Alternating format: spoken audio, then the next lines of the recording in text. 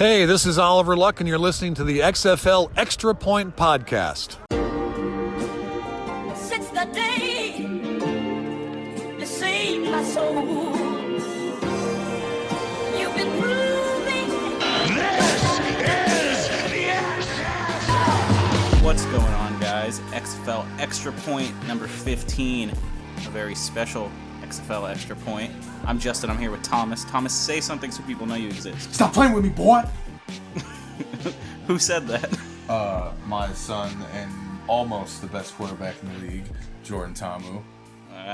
Almost. I didn't catch that.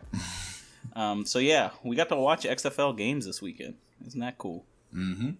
It's pretty cool. Pretty damn cool. Yeah.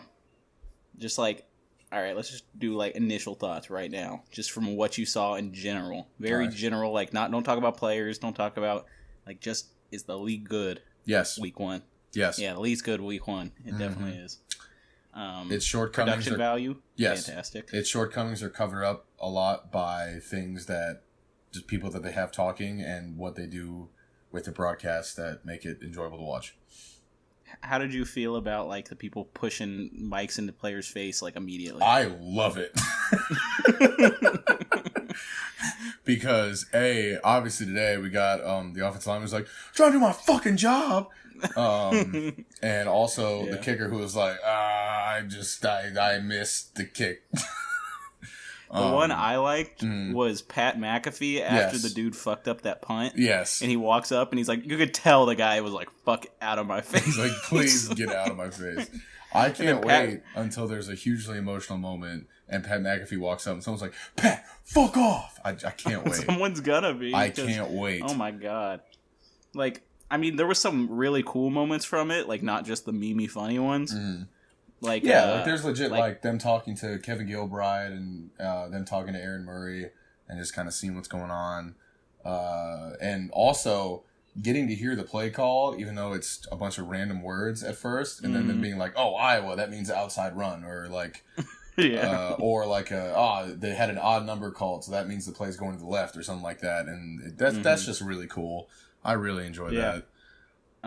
We saw like today, Jordan Ta'amu when he was talking to Coach Hayes. Mm-hmm. Coach Hayes is like, you just can't take a sack there. Like, we've been talking about this all week. That's the one situation you can't take a sack. And he's like, I know, Coach. And then later on, he takes another sack and walks up and he's like, I'm so sorry. I'm so sorry. He's like, it's okay. That's great. It's okay. Yeah, it's okay. It's okay. You're fine. You're fine. So I love that kind of stuff. But all right, we're getting a little ahead of ourselves because obviously a lot of excitement from getting to watch this. But if you guys want to support us, if you guys like what you've been hearing, if you guys want to continue to hear things like this, you can go to Twitter, follow us on Twitter. Big jump this weekend just from me live tweeting the games. So you can follow us on Twitter at XFL Extra Point. You can DM us there, and we'll usually answer your questions on the show, like we're going to do some today. You can also email us, extrapointcontact@gmail.com. I'll answer them if you send them there. I checked it today. Nothing there, so we're going straight Twitter questions today. All right. Go to our YouTube channel. Shit's coming there soon. Yep. Now we're not waiting on me anymore. Yeah, now you're waiting on me. I'll get your video up soon. All right. But we're going to have a ton of stuff coming out on there to supplement what we do here normally, what we were doing in the off season. Yes. But now we're doing straight just coverage of games. That's right. All right. Anyway, I think that's all. We don't have any news and notes today because we're not doing that on these recap videos because not much news happens between Friday and Monday. Not doing that shit. No news and notes today. But for sure Friday. But anyway, let's just get into the first section. We don't have any kind of drop for this, so we're just getting straight into it. All right? All right. Our first section, listener questions this week. So we've got 2 listener questions, both from Twitter. Yes. Both people who've asked questions before, so shout out to you guys. Keep sending questions our way. If you want to be a new listener question, send them our way if you haven't sent one. That'd be cool, too. That'd be really cool. All right, cool. First question. John Finnell, at JFinnell32 on Twitter. Mm-hmm. He says, who do you think the player of the week should be? My pick so far is PJ Walker. I concur. PJ Walker. Yeah, I mean, that's the most obvious one. What was it, 4 touchdowns? 4 total touchdowns? He was a monster. He was making great throws, incredibly accurate. We'll talk more about it when we get into the game. But let's just, if he already said PJ Walker, so let's take him out of it. If we had to go someone next, who would it be for you? For me, let me think about this momentarily. I was actually going to ask you if you had to pick a defensive player. So I will pick a defensive player. while not really thinking about offense too much, and say T. Gray Scales, linebacker for the Dallas Renegades. He was all over the field tonight. He played special teams too, and a few key tackles there. He was really good. If I had to pick another offensive player, even though they were on the losing side, Nelson Spruce was basically always open. Another player that was on the losing side, but was very, very good, was Reese Horn of the Tampa Bay Vipers. Yes. He's a big bright spot, which we'll talk about more when we get to that game. But yeah. Okay, for me, for offense, I want to say Nelson Spruce, first 100-yard receiver. Mm-hmm. That was great. I could say Austin Prohl, who ended up with 2 touchdowns, who we drafted in fantasy, That's right. not knowing he was going to be as good as he was. That's right. No, we knew the whole time. What do you mean? Anyone else on? Maybe we could throw. I would like to throw another quarterback in there. I mean, another quarterback who had a good day would be like Cardale Jones had a good day.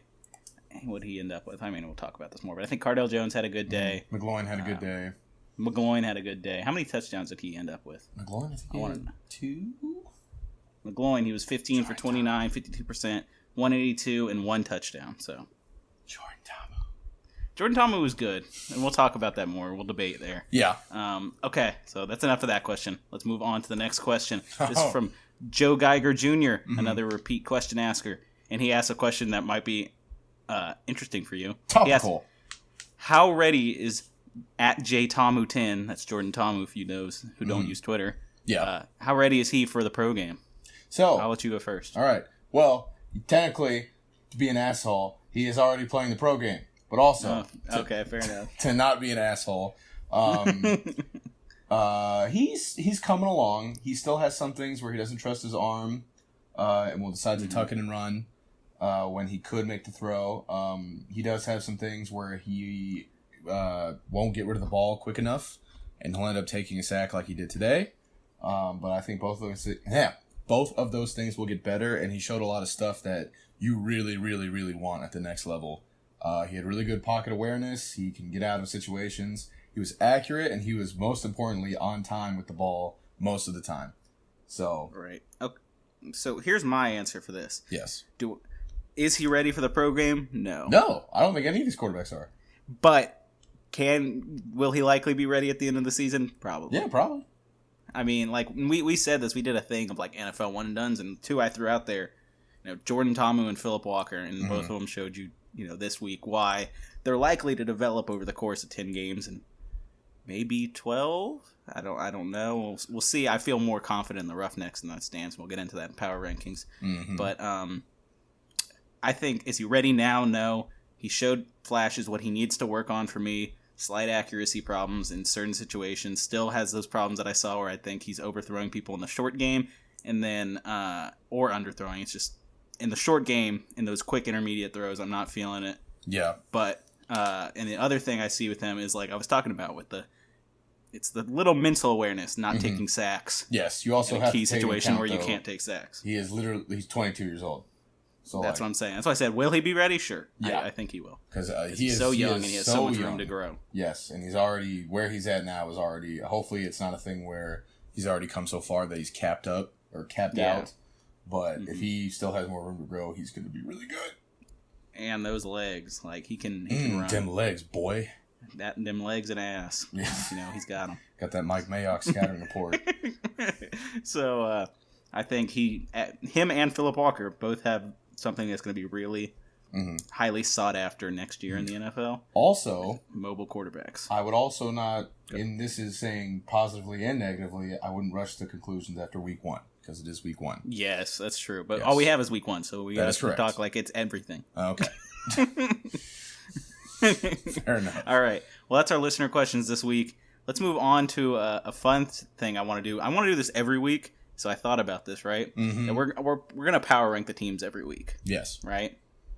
And we got suggested that we should power rank the theme songs that came out. It's a great suggestion. Yeah, so I think it was Joe Geiger who suggested we do that, and I thought that was a great idea, and it made me think even further that we should do this every week. So we'll do our actual power rankings for the teams, and then we'll do one silly power ranking. I am down. Just a quick thing. And we'll do the silly one first, get it out of the way, and then we'll move. But it could be dumb shit we'll think of during the week. I'm down to clown. So, all right. So first, we're going to do our theme song power rankings. All right. I'll list mine, and then we'll talk about them. And then you list. I'll list mine, you list yours. Well, list your number one, and then I'll list my number one. You know what I'm saying? And we'll go down the list. Okay. All right. Number one for me is the Battlehawks. All right. All right. What's your number one? My number one is the Houston Roughnecks. Absolutely awful decision by you. All right. For me, Battlehawks was actually okay. Mm-hmm. Like, it was just fine. Mm-hmm. It felt like a real rap song to me. Mm-hmm. The chorus was somewhat interesting, unlike these other choruses that were like, LA, LA, LA, put your hands up. Worst. Yes. I hate that song. That song sucks. So, this one had an okay chorus. I actually didn't really know what they were saying, but that might have worked better for it. All right. You know? So that's why that's number one for me. Something we talked about before the show was when you have a major rap city, not Rhapsody, like rap city, like rap metropolitan area, like St. Louis. So who's one of the biggest St. Louis rappers? Oh, Nelly. So who should we make our sound or our theme song for our team for St. Louis sound like? Oh, Nelly, of course. So yeah, this dude is doing a total Nelly impression, which is fine. It sounds okay. The St. Louis is going to be good if an actual crowd starts getting to it, but we'll see. So Houston Roughnecks, you hate this one. I hate this one. So the reason it's country rap, so vomit. But it's not like the whole. Like but the beat, as soon as I heard it, I was like, I hate this song. Well, the first like 20 seconds where it's like, yeah, I work hard and I go home and watch my like that part's bad. But then it goes into actually talking about like Houston and like Paul Wall and Slim Thug and it has like a little. I'm gonna be honest, part. I don't think I got to the end. That's fine. I didn't get to the end of the DC Defenders one because it was that bad, so maybe that one gets better. But I will admit the first part where it's like, what? Okay, what is the deal with like Southern? It's like, yeah, we work fucking hard. We work hard. We put in so many hours. In the South. Fuck unions. I've lived in multiple places, and I'd say it all feels generally the same. Whatever. But I liked it because it was, maybe it's because I'm from Houston and I like Houston hippity hoppity. So that kind of made it better for me. But I think it picked up at the end. I think it's fine. I think it's really good, actually. All right. Yes. All right, let's get through the rest of these quicker. All right. We talked about our first one. All right. Next, number 2 for me, Wildcats. I think this had the best beat of the bunch. But they tried too hard.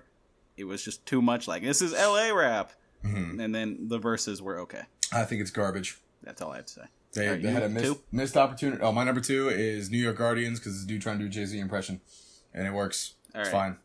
What were you going to say about the Wildcats? I think they had a big opportunity to do some like Bay Area stuff, and they fucking fumbled the bag and just went like LA, and it's like, all right, we're done with that. That's all I have to say. Okay, my thing with the Guardians, why I have them lower on the list, is it just felt like a generic rap song. Oh, it is.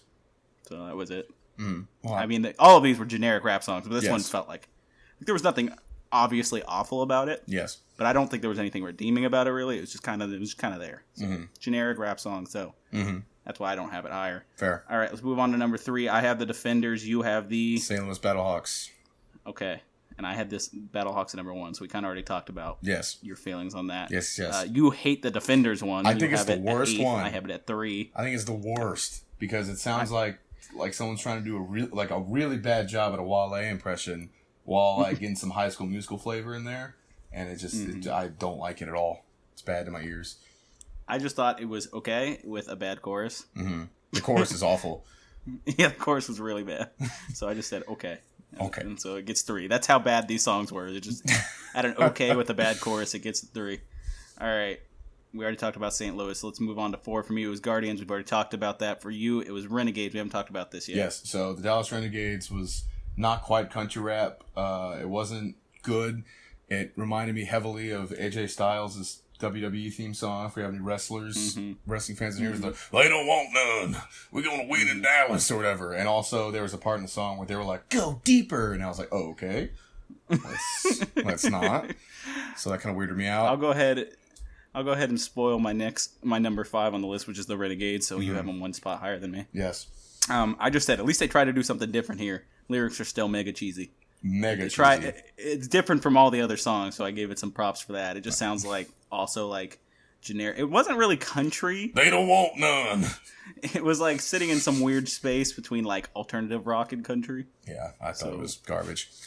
So 5, you 4, but you had it higher than me, so you didn't think it was. Well, I think thought I think the first 3 are okay, and the rest are garbage. So, all right. What's your number 5? the LA Wildcats, because that song is awful. Yeah, I had that at 2. Think it had the best beat, but yeah, it wasn't good. Hit at number 2, it was not good. All right, moving on. For 6 for me was the Vipers. I thought this sounded like a generic WWE intro that they would have like whatever the song goes, and it'd be like NXT. Rise. To me, for some reason, I was getting a like Transformers cartoon theme song vibe, or something like a G.I. Joe, whatever. Because it was like "We Will Rise" or like whatever like that. So I don't know. Yeah. All right. So it was pretty much the same thing. We both thought it was kids' television. Yes, precisely. Well, dude, wrestling's not for kids, bro. What the fuck? Bro. All right, 6 All for right, you. my number 6 is the Seattle Dragons, because the entire song can be a weed reference, because it's like, yeah, it's getting hot in here. Light it up. Dragons breathe fire. And it's like, okay. I had that at number 7 for me, because I just thought it also sounds like a generic WWE intro, Yes. but this time with a bad chorus. Yes. So that's why it's 1 spot lower than the Vipers. Yes. All right, so that's 7 for me. What's 7 for you? 7, one more thing about my number 7 is Tampa Bay Vipers. There is a line where it says, "You cannot stop the green snake." And it's like, okay, what the fuck? Yeah. Okay. So we've already talked about the Vipers. Another generic WWE intro. Yep. All right. Last for us. I already talked about the Roughnecks. You already talked about the Defenders. We both hate those songs I think they're respectively. poop. The Roughnecks, I think, is actually okay. I think it's fine. I can't believe we are so different in this. I mean, I guess I can. We like completely different music. Yeah. Oh, well, I like music and you do not, so. That's true. Fair enough. So, yeah. All right. Now let's get on to the actual. Yes. let's get on to the show. actual power rankings. Yes. All right. So, let's do a similar thing here, I guess. So you say your 1, I say my 1, blah, blah. Yeah. Okay. All right. Actually, maybe we should just lay them out, and then we'll go back and do that. Okay, so that's we'll fine. Just I'll say all mine, you say all Gotcha. yours, and we'll go back one by one. Gotcha. Okay. So, number 1 for me is the Houston Roughnecks this week. You know why if you saw the game. Just Yes. overall, they have a great offense. Their defense, their front 7 was great. So, all right, moving on. Number 2 for me, Defenders. Number 3, Guardians. Number 4, Battlehawks. Number 5, Renegades. Number 6, Dragons. Number 7, Wildcats. And number 8, Vipers. All right. You? So number 1, Roughnecks. Number 2, Defenders. Number 3, Battlehawks. Number 4, Guardians. Number 5, Renegades. Number 6, Wildcats. Number 7, Dragons. And number 8, Vipers. All right, let's talk about the Roughnecks. We Let's both have talk them at about the 1. Roughnecks. Yes. So I'm assuming you're on the same page as me. Their offense seemed to click, Yes. especially because of Philip Walker. Yes, because Philip Walker. PJ was Walker, as I think PJ more Walker. people are calling him. Yes, if his name is PJ. Well, see, we already fucked up Jeff Badette's name, so let's try not to fuck up anybody else. Jeff Bidet. Yeah, Jeff Badette. God, fuck. Whatever. We did that for what, 4 months? Yeah. Whatever. And Marquette King.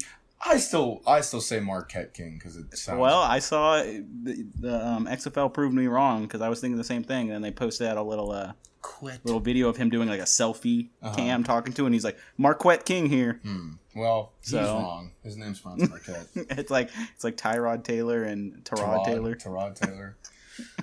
Like Taiwan Jones All right, so- and Tawan Jones, friend of the show. Hello. Yeah.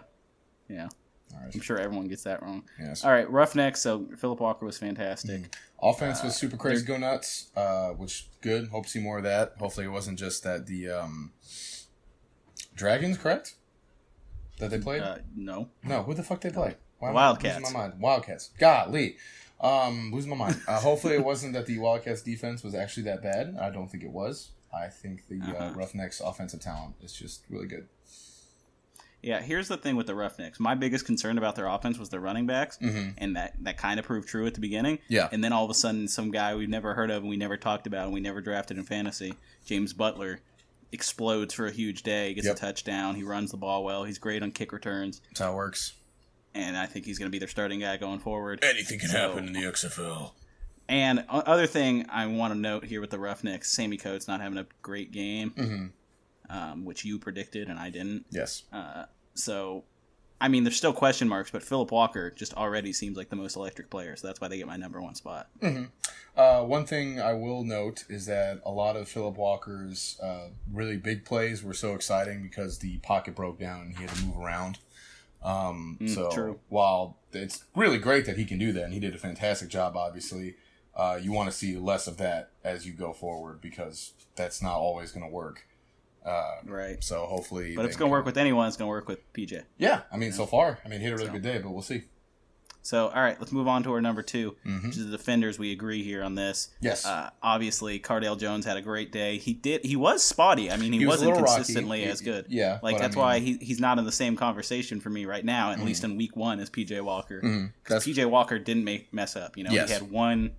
He had an interception in garbage time that didn't matter. Yes. But there was lots of times where Cardale was missing throws, especially early, and he settled in more as the game went on. It was looking close at halftime, and then it separated as the game went on. But Cardale Jones still looked good. He still looks, in my opinion, the second best quarterback right now. All right. The run game was non-existent. Yep. They're way more pass heavy than we assumed they would be. So, but they do have the 2 best wide receivers in the league, in my opinion. Yeah. On their team. Yeah. At least they might, maybe not the 2 best wide receivers in the league, but the best duo in the league. Sure. For sure. Rashad Ross and Eli Rogers both had big days. One had a touchdown, one didn't, but one had more yards and more targets and more catches. So yes. Their offense looks fine. I'm concerned about the running game. Jarrell Presley wasn't as impressive as I hoped he would have been. As far as their defense goes, what did you think about their defense? They pleasantly surprised me. They played better than I thought they would. I can't think of anyone specific to spotlight right now, but as a unit, they played... Elijah Campbell. Yes. He was great. He had that blocked... He was on special teams. He had that blocked punt, but he had pass deflections as well. He was good. Yes. He was important. He really... yes, as a defensive unit, they really outplayed my expectations. So... I mean, for sure, they had, decent pressure. I mean, Brandon Silvers made a lot of mistakes, and so I want to question whether it's completely this is the argument we're going to have to get into because it's week 1. Yes. And we'll get into it more when we talk about the game.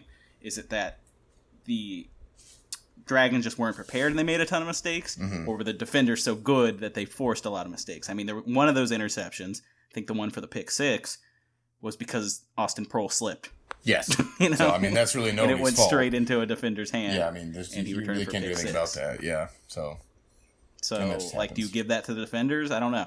I don't think they're, still, I wouldn't give them, a top defensive unit, but playing against what I think was one of the worst offenses going in, they played well. And that's the first step. You don't play down to your competition. So, well, I mean, I also thought, personally, that the defenders would be one of the weaker defenses going into, not necessarily one of the weaker defenses, but it is only an 8-team league. So I thought they would be kind of closer to 4 than to 1, if that makes sense. Right. So for them to play as well as they did, I say fuck it, good day, chalk it up, even if it's not necessarily against a premier offense in the league. Yeah, I thought they would be okay. I think I gave them something maybe around 3 or 4 because I like their safety tandem, Raheem Moore and Matt Elam. I think they have solid corners, not the best. There was definitely times where they got exposed. Yep. All those Austin Prohl touchdowns were problematic. Yes. And so I want to wait and see against another week, but that's why they're 2 right now is their offense was good and their defense was good. So you can't argue. And they won. Yes. So, all right, this is where we start disagreeing, so we'll talk about 3 and 4 collectively. All right, so I have the Guardians at 3 and the Battlehawks at 4, where you have the Battlehawks at 3 and the Guardians at 4, so we just swapped them. So give me your defense of why the Battlehawks are better than the Guardians. Okay. They both won, so. Yes, they did both win. I think the Battlehawks beat the better team. I don't think the Vipers are any good. And just by looking at today, it is week 1. But I think that the Guardians kind of beat up on a team that was not so good. So while both teams look good today, So while both teams look good today, I have to give it to the team that, in my opinion, beat the better team. So. Right. This one's close for me. I just feel like long term, I like the weapons that the Guardians have more. I like Mikhail McKay. Mm-hmm. I like there's another one who went off today. Let me look. The white guy. Yeah, what was his name? I forgot his name. What was his name? I could figure it out. He pretty wore quick. a hoodie. Colby Pearson. Yes. Pearson. Yes. He went off. Joe Horn, he was good. Joe Horn, yes. I like their powerful tandem of Darius Victor and Tim Cook. Darius Victor looks very little, but he is also very muscular. I know. So they have a powerful backfield. Mm-hmm. I think I just like their weapons more than the Battlehawks. Which is great. I think because going into the season we were like, yeah, we don't really. There's nobody there. I know we were wrong about that. We were wrong about a lot of things. We were also right about a lot of things. Yes. So, I think we were better. I think we were better on day one than we were today. Yes. And our predictions will prove that point. Yes. So anyway, the thing with the Battlehawks, they have a fantastic defense, better than I expected. Yes. They really shut down the Renegades. How much can you chalk up to that? Not having Landry Jones instead of having Philip Nelson. We'll talk about that more in the game. Mm-hmm. But I'll put the Battlehawks below them right now because I'm more impressed by. I think both have solid defense. The Guardians definitely have the Guardians we knew would have a solid defense. They have players we like. Their corners and their safeties are really good, and so. I mean, you saw the Vipers did nothing, but maybe they're playing against lower level competition. Yes. I can see why you give them the bump, but yes. What's your problem with the Guardians that you would drop them one below? It's more what I like more about the Battlehawks than necessarily I dislike the Guardians. The Guardians' defense was fucking great today. Their front seven was awesome, and they ran a lot of not complicated, but creativeness on defense where it wasn't just like, we got 4 dudes and they're coming.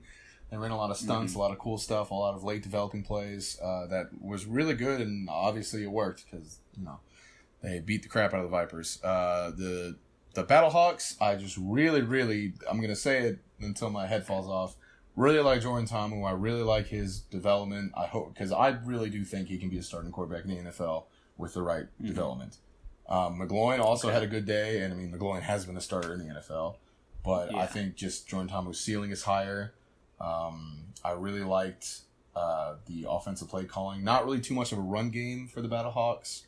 No. Throughout Well, the game. I mean, I would say in the first 3 quarters of the game, they were trying to be a running team. Yes. And it worked somewhat, but Yes. not to the level they hoped. And So- especially a disappointment was Kristen Michael. Yes. Now, I think what they were trying to do was Matt Jones was going to be their guy in between the tackles and on outside runs or on dump-offs. It was kind of going to go to Christian Michael. And dump-offs, when Christian Michael had some open field, he actually was very successful. But really, I don't know if maybe the Renegades would just sniff out the play, but on outside runs, he had no room to work. And there were some plays where you could tell he was just like, man, I ain't got nowhere to go, and tried to do a little too much and got caught behind the backfield instead of just hitting the hole. So that sucks. Hopefully that gets better. I think they'll do a little bit more inside run game as opposed to outside, and probably keep Christian Michael off the field a little bit more. Than He wasn't on the field much in the first place. I mean, how many carries did he end up with? I don't even know because I didn't look at the stats. But I linked it so you can look at all of them. Oh, okay, my bad. So there's a page that has all of them. It's where we do our week 1 recap. Okay. I have a little thing that'll lead you to all the stats, and it literally is sorted by team. Okay. Actually, shouts out to the XFL. It's a good page. Yes, it's a good page. So for rushing, Matt Jones ended up with 21 attempts compared to Kristen Michael's 7. 7 attempts, 21 attempts. See, 21 carries is actually a lot. I know. They ran the shit out of him. And he didn't have a bad day on him. He averaged 4 yards per carry. How many receivings did Christian Michael only had 1. Okay. That's what I'm saying. Christian Michael was not really involved in the game plan. Did his one get called back? I was more impressed with Keith Ford. Did his one get called back for a fucking a flag or something where he decleated that dude out of bounds? It must have. Yeah, I think so. Okay, well that's what I was thinking about when he said he had success. Now I'm looking at the stats and it's like he had 1 reception for -1 yard, so he did not. So he also had 7 rushes for 0 yards. Yeah, well, like I said, a lot of those were outside runs where he just had nowhere to go. I did like Keith Ford, so all right, we're gonna talk about that more when we get into the game. Okay. We'll talk about that more when we get into our game coverage because we need something to talk about there. We can't reveal it all in the power rankings. All right, so we're moving on now. We both agree at 5 at the Renegades. For me, this was going to be the hardest one for me to rank because I thought I had to sit there and I had to think, Was their offense bad because it's bad, and how Mummy was making bad decisions? Because it felt like that at times. Because I was confused by the play calling a lot. But then, is it also that Philip Nelson physically did not take a deep pass until like the fourth quarter when he had to? Well, I think that the Renegades didn't really push the ball as much as they could have. I think they started out really simplistic, which maybe that's indicative of what they think of Philip Nelson. I don't think Philip Nelson did necessarily a bad job. He did have we'll talk about this again later, but he did have a ball where Jazz Ferguson was just not looking. That would have been a very long completion. So I don't think he particularly did anything wrong. The last pick was kind of bad, but again, that's kind of a garbage time and his desperation throw. I think when Landry Jones comes back, they'll open up their offense a little more. I don't think it's going to be anything too ridiculously drastic. But I think it will look better.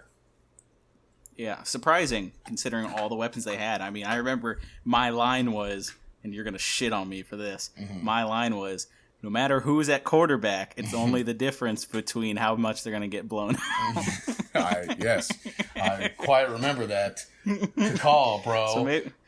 So if I thought that, then perhaps the thinking should be no matter who's in at quarterback, their offense is going to work the same, and it's not going to work.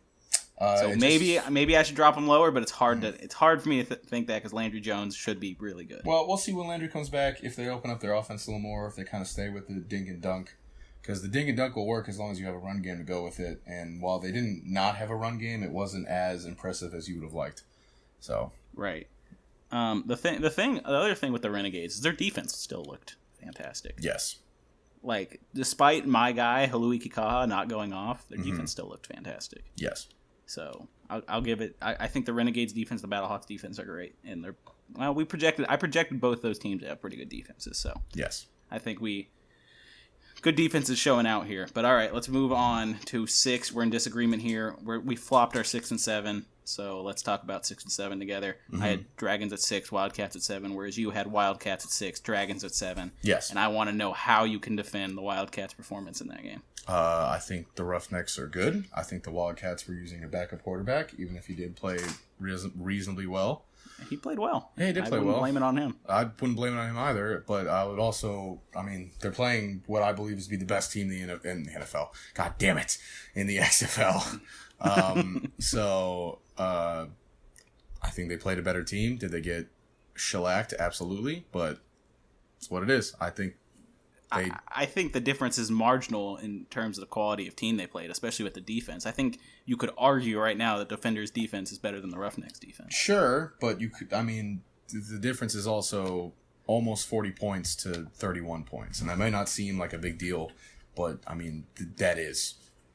And especially with just the level of quarterback play as well. Like, even though the Wildcats, I am disappointed that they kind of got beat as bad as they did. I like them more than the Dragons. I think the Dragons are still figuring stuff out at quarterback. I think they're still figuring a lot out, honestly. So I like the Wildcats better still. I think the Wildcats will be better when Josh Johnson comes back. I agree with you there. What scares me the most about this team is that they don't have weapons. And it was so apparent that other than Nelson Spruce, Elijah Hood had a good game. He was impressive. But literally every other receiver, despite, Smallwood had some touchdowns, those were iffy touchdowns. Like, every catch he made, like, he almost dropped. Like, it bobbled in his hand, then he caught it, and he was their second best receiver. I'm worried about that some of the completions that got through were off of tips, and then the ball bouncing perfectly into the wide receiver's hands when it probably normally wouldn't. I was very lucky. I think the Wildcats scored more than they probably should have. Okay. I think, and I don't think the Roughnecks defense is a top-notch defense. Like, I don't think seeing that. They are either. However, I think you can't blame a team for being lucky. That's true. Sometimes it's better to be lucky than be good. And I also, week 1, even in the XFL, is bound to have some weird fucking shit happen. So I kind of expect them to tighten up all the rinky-dink stuff. And if it still kind of looks as iffy as it did next week, then I'll be like, okay. But for now, I'm still pretty high on them. Just even. I think the two things we talked about the Wildcats being the best at disappointed. Yes, That's absolutely. what really drops them down to 7 for me. 100%. We said their O-line would be great, and their O-line was fine Mm-hmm. at the beginning, and it definitely wear down towards the end. We even saw, his name is Charles Kanoff, not Kanoff, not Chad Kanoff. We are It's Charles terrible at Kanoff. fucking names. But then no, it was going. I mean, the last name we pronounced wrong, but we saw it all as Chad. Like for Mm-hmm. sure it was Chad, but he must also goes by Charles, and more people call him Charles, I guess. So it's Yeah. Charles Kanoff. Charles Kanoff. All right. So Charles Kanoff got injured in the fourth quarter because he kept getting the shithead out of him. Yes. And we like the Roughnecks front seven, so that was bound to happen. And I said I thought it was going to be the other way around, where the Wildcats were going to bully on the Roughnecks front seven, even though that was the best unit on their defense, but it was the other way around. Yes. And the Roughnecks got through, caused a lot of pressure. And then the second thing we talked about with the Wildcats was their defense. Yes. And maybe Phillip Walker is just really fantastic, and I think he is.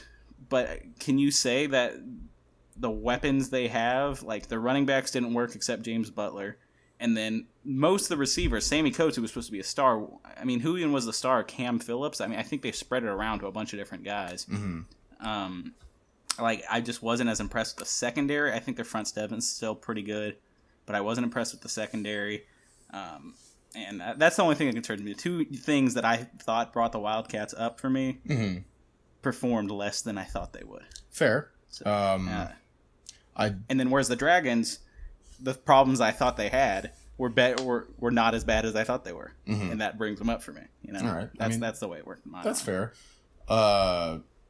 With the Dragons, like Kenneth Farrow, like they had a pretty good rushing day all around, which helps them. Austin Proehl looked very good. Brandon Silvers looked I think we'll talk about that when we get into the game. Is like, Okay. what's our opinion on Brandon Silvers? Okay, but I think going you can mention it briefly here. Okay. I just think going forward that the Wildcats, even though this is a giant hiccup that they got beat so bad the first week, I think they're still the better team. Right. Yeah. Okay. Yeah. But okay. So we have some disagreement there, but I mean it's nitpicky. It's 6 and 7. Yes. Both teams lost. They're both in the bottom half for us. Yes. But we agree on this one. Number 8 was the Vipers. Yeah. Do they have anything going for them? I think they have one thing going for them. They have Nick Truesdell looked as that's advertised. That's not the thing you're thinking, actually. Oh, really? What's the thing you got going for him? Because you said Nick Truesdell, right? Yes. That's what you're thinking? Nick Well, Truesdell? I think they have more than one thing, but yes. Keep going. Well, Nick Truesdell can only be as good as his quarterback. Oh, what a segue. And Aaron Murray looked absolutely awful, like he probably doesn't deserve to be in the league awful. Yes. He did not have a good day. He was late on a lot of throws. There was apparently some headset issues. Right. Because there's a lot of times where I could see, so there's no way it's so loud where you can't hear anything. Because, I mean, no offense to XFL, but there's not enough people there. And they're playing at MetLife. And they're playing at MetLife, yes. So, which is outdoors. So, I mean, it sounds it's not going to be super loud there. Yeah, and there was, on multiple occasions, not only Aaron Murray, but several other Vipers players, having their hands covering their ears, trying to hear better. I mean, if they got the play in, cool, but that's just another thing you have to kind of deal with, and I mean, probably doesn't feel great. So, yeah, Aaron Murray had a really bad day. His O-line didn't really do him any favors. He was basically constantly under pressure from the Guardians defense and their front seven and their linebacking core. His receivers didn't help him too much besides Reese Horn and Nick Truesdell. There was a lot of drops just kind of everywhere, which wasn't great. But if I were the Vipers, I would give Quentin Flowers, which they did. Did they? I mean, they gave him a series of plays. He got one snap on. He didn't get a series. He got one snap on fourth down. It was an incomplete pass, and that was it for him. Well, the other thing is Quentin Flowers. His accuracy will. I mean, the one pass he had was really good, but over in college, even his accuracy was not that great. I would still kind of roll out Aaron Murray next week. And my bad. I just mixed up in my head the two USF quarterbacks. Not Quentin Flowers. I wasn't thinking about BJ Daniels. I was thinking about BJ Daniels. Yeah, you're right. They gave him more of a shot, and they fucked up there. Okay. You're right. Yes. Mixing up in my head. I know what you're That's okay. That's fine. I would still roll Aaron Murray out next week. But he'd be on if he throws a poor interception. Then Quentin, let's see what you got, big fella. I don't think there was anything redeeming we saw out of Aaron Murray, so I wouldn't give him another shot. All right. Their problem is they just made a shit ton of mistakes, and I even think with the communication problems you said, other teams face that too. Like I think almost every team probably had this problem. The Battlehawks had that problem, and they ended up winning, and they had it in a key situation, in a key time of the game. And Yes, like at the very end and they were like, "Coach, you got to play," and he was like, I can't hear. So I do remember a specific moment where apparently everyone else could hear the play except Aaron Murray. Yeah. Because Aaron Murray was looking around like, what the fuck? And then his players were looking out, and his Like, player what the hell literally you yelling. doing? He's like, what the fuck are you doing? Yeah. It's like, dog, I can't hear all right. anything. Well, that's our power rankings. So we agree Roughnecks at 1, Defenders at 2. I think Battlehawks are 4. You think Battlehawks are 3. Yes. I think Guardians are 3. You think Guardians are 4. We both agree Renegades at 5. I think Dragons are 6. You think Dragons are 7. I think Wildcats are 7. You think Wildcats are 6. And then we agree Vipers at 8. Yes. All right. Okay. How long have we been going? 40 minutes? Yeah. About 40 minutes. All right. That's pretty good. Yeah. So now we're going to get into, we've already talked about a lot of it. A little fourth out there. We probably should have just quickly went through that, but I think there's a ton of stuff There's we didn't tons touch to on talk here. about, yeah. So let's just go game by game. Start with our first game. This is our total recap. Let's talk about the Seattle Dragons and DC Defenders. My first question to you, let's just throw it out there. This is the biggest question I think in my head. Who will be the quarterback for the Seattle Dragons next week? And you have to keep in mind, remember at the end of the game, Brandon Silvers got hurt. Didn't look like a serious injury. It looked like a twisted ankle. Yeah. Brandon Who Silvers. will be quarterback next week? You think Quentin Flowers will be the quarterback next week? Do you mean Brandon Silvers? Oh, you're going to have Brandon Silvers next And week? also you said Quentin Flowers, not BJ Daniels. God damn it. I messed that up too much. BJ Daniels Yes. is who I have playing him for next week. All right. So I'm going to have, I think BJ Daniels going to end up playing. They didn't give him a shot at all in this game. He got one snap on 4th down. And he didn't convert it, but it wasn't really, the play broke down. He got out of the pocket immediately. Literally in that incompletion, I thought he showed enough to at least get a shot in practice this week to try to win the starting job. All right. He escaped pressure and then lined up and he had a throw, but it wasn't really there, and he just kind of threw it at the ground. Yeah. Instead of taking a sack. Yeah. But Brandon Silvers just made too many mistakes. That was the theme of all these games. The team that made more mistakes ended up losing. Yes.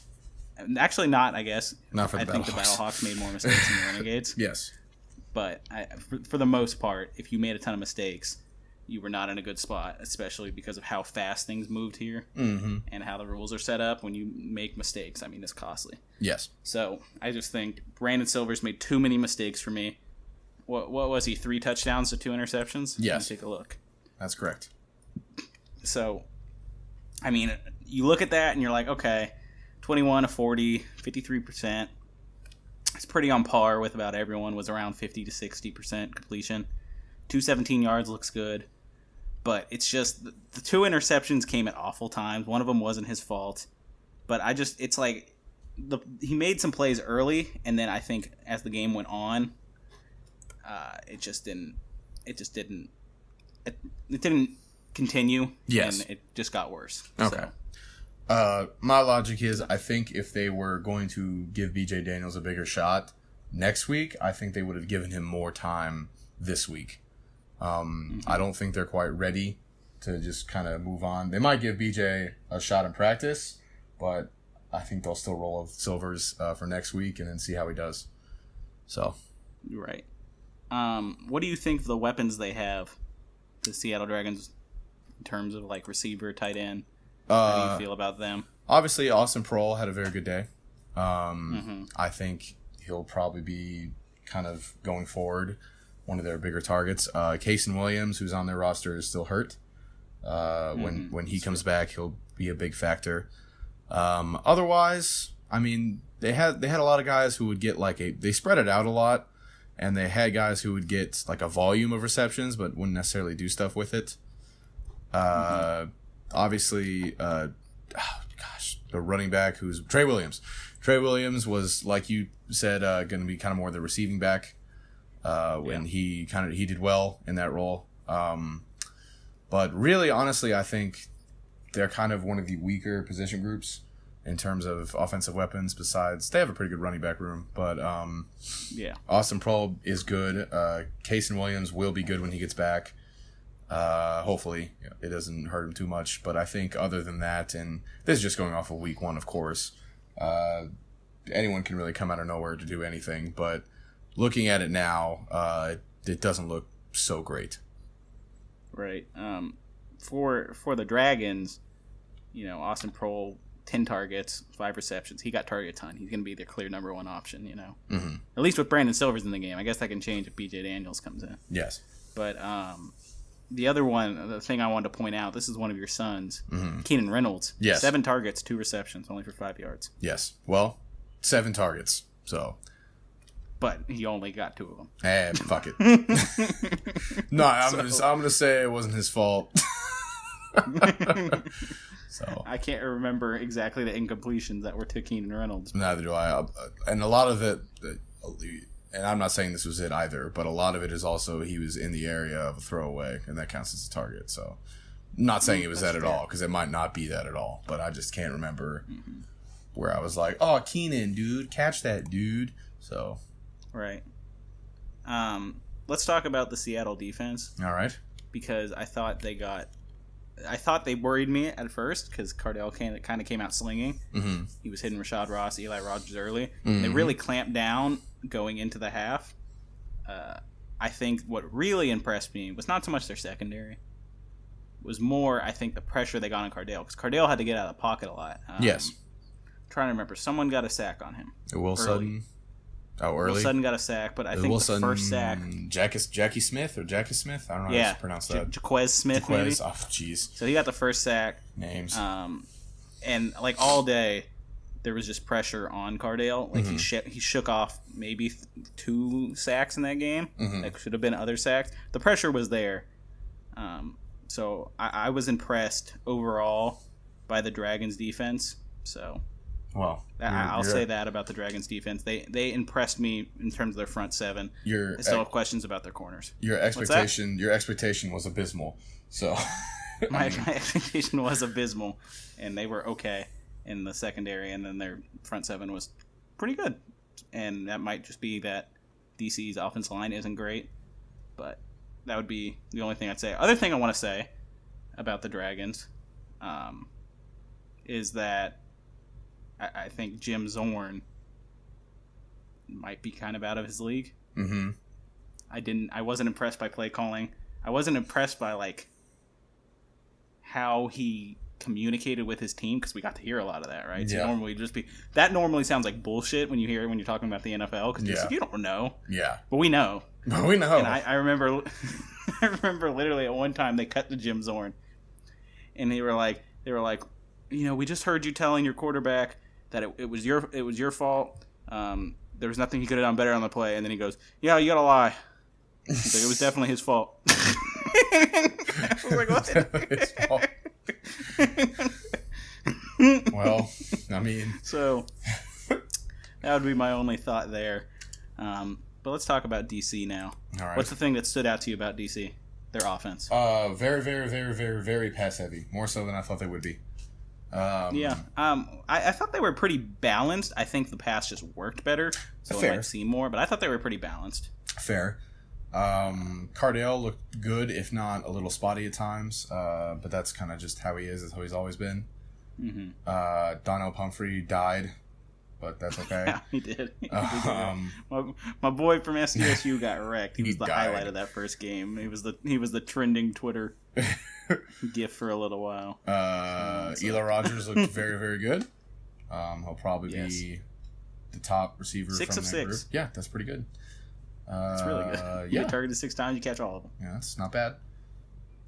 Yeah, I mean, they look kind of as I expected them to look. So yeah, they were. It was definitely nothing, giant chunk play. Nothing, giant chunk play. Yes. Most disappointing out of that offense, Jarrell Presley. Yes. 12 attempts, 31 yards, 2.6. I at least thought he was going to be great just because you have Cardale and you have this passing attack is going to work. Lanes should open up, and they weren't. And that might just be that the Dragons' defense, because I thought the Dragons' front 7 was fantastic, and part of it was how they stopped the run. Yes. So, I'm just worried about if, for whatever reason, the passing game doesn't work, can they rely on Jarrell Presley, Donnell Pumphrey? I don't know. But Oh no, cuz. so we already talked about Eli Rogers. We already talked about Rashad Ross. Rashad Ross actually didn't get targeted very much. You did get a He just touchdown, had though. big plays. Yeah. I think the one I want to talk about was the one trick play. Yeah. That like flea flicker Yeah, that was pretty reverse thing. That was cool. That was pretty And sweet. that makes me pretty excited about what Pep Hamilton's drawn up there in DC. Pep Hamilton's been around, so he knows a thing or two. So Yeah, I thought, I guess we'll talk about that later, but I thought Mark Trestman was going to be the most tricky. I thought he was going to be trying to do a bunch of tricky stuff, and he really wasn't. I mean, he started actually doing some more creative stuff once they got Quinn Flowers more involved, but... So we'll talk about Mark Trestman more later, but there's a video of his halftime speech, and he's like, well, yeah. And it's like, oh, Mark Trestman, you're not good. Yeah, he made questionable decision. Yes. What about Kari Lee? We He talked about him briefly. So he would constantly get open. You could kind of tell, even if he wasn't really the primary read, or what am I saying? Even if he wasn't the target, he could still be like a secondary dump-off option. He's going to be a really good safety blanket, I think, going forward. Mm-hmm.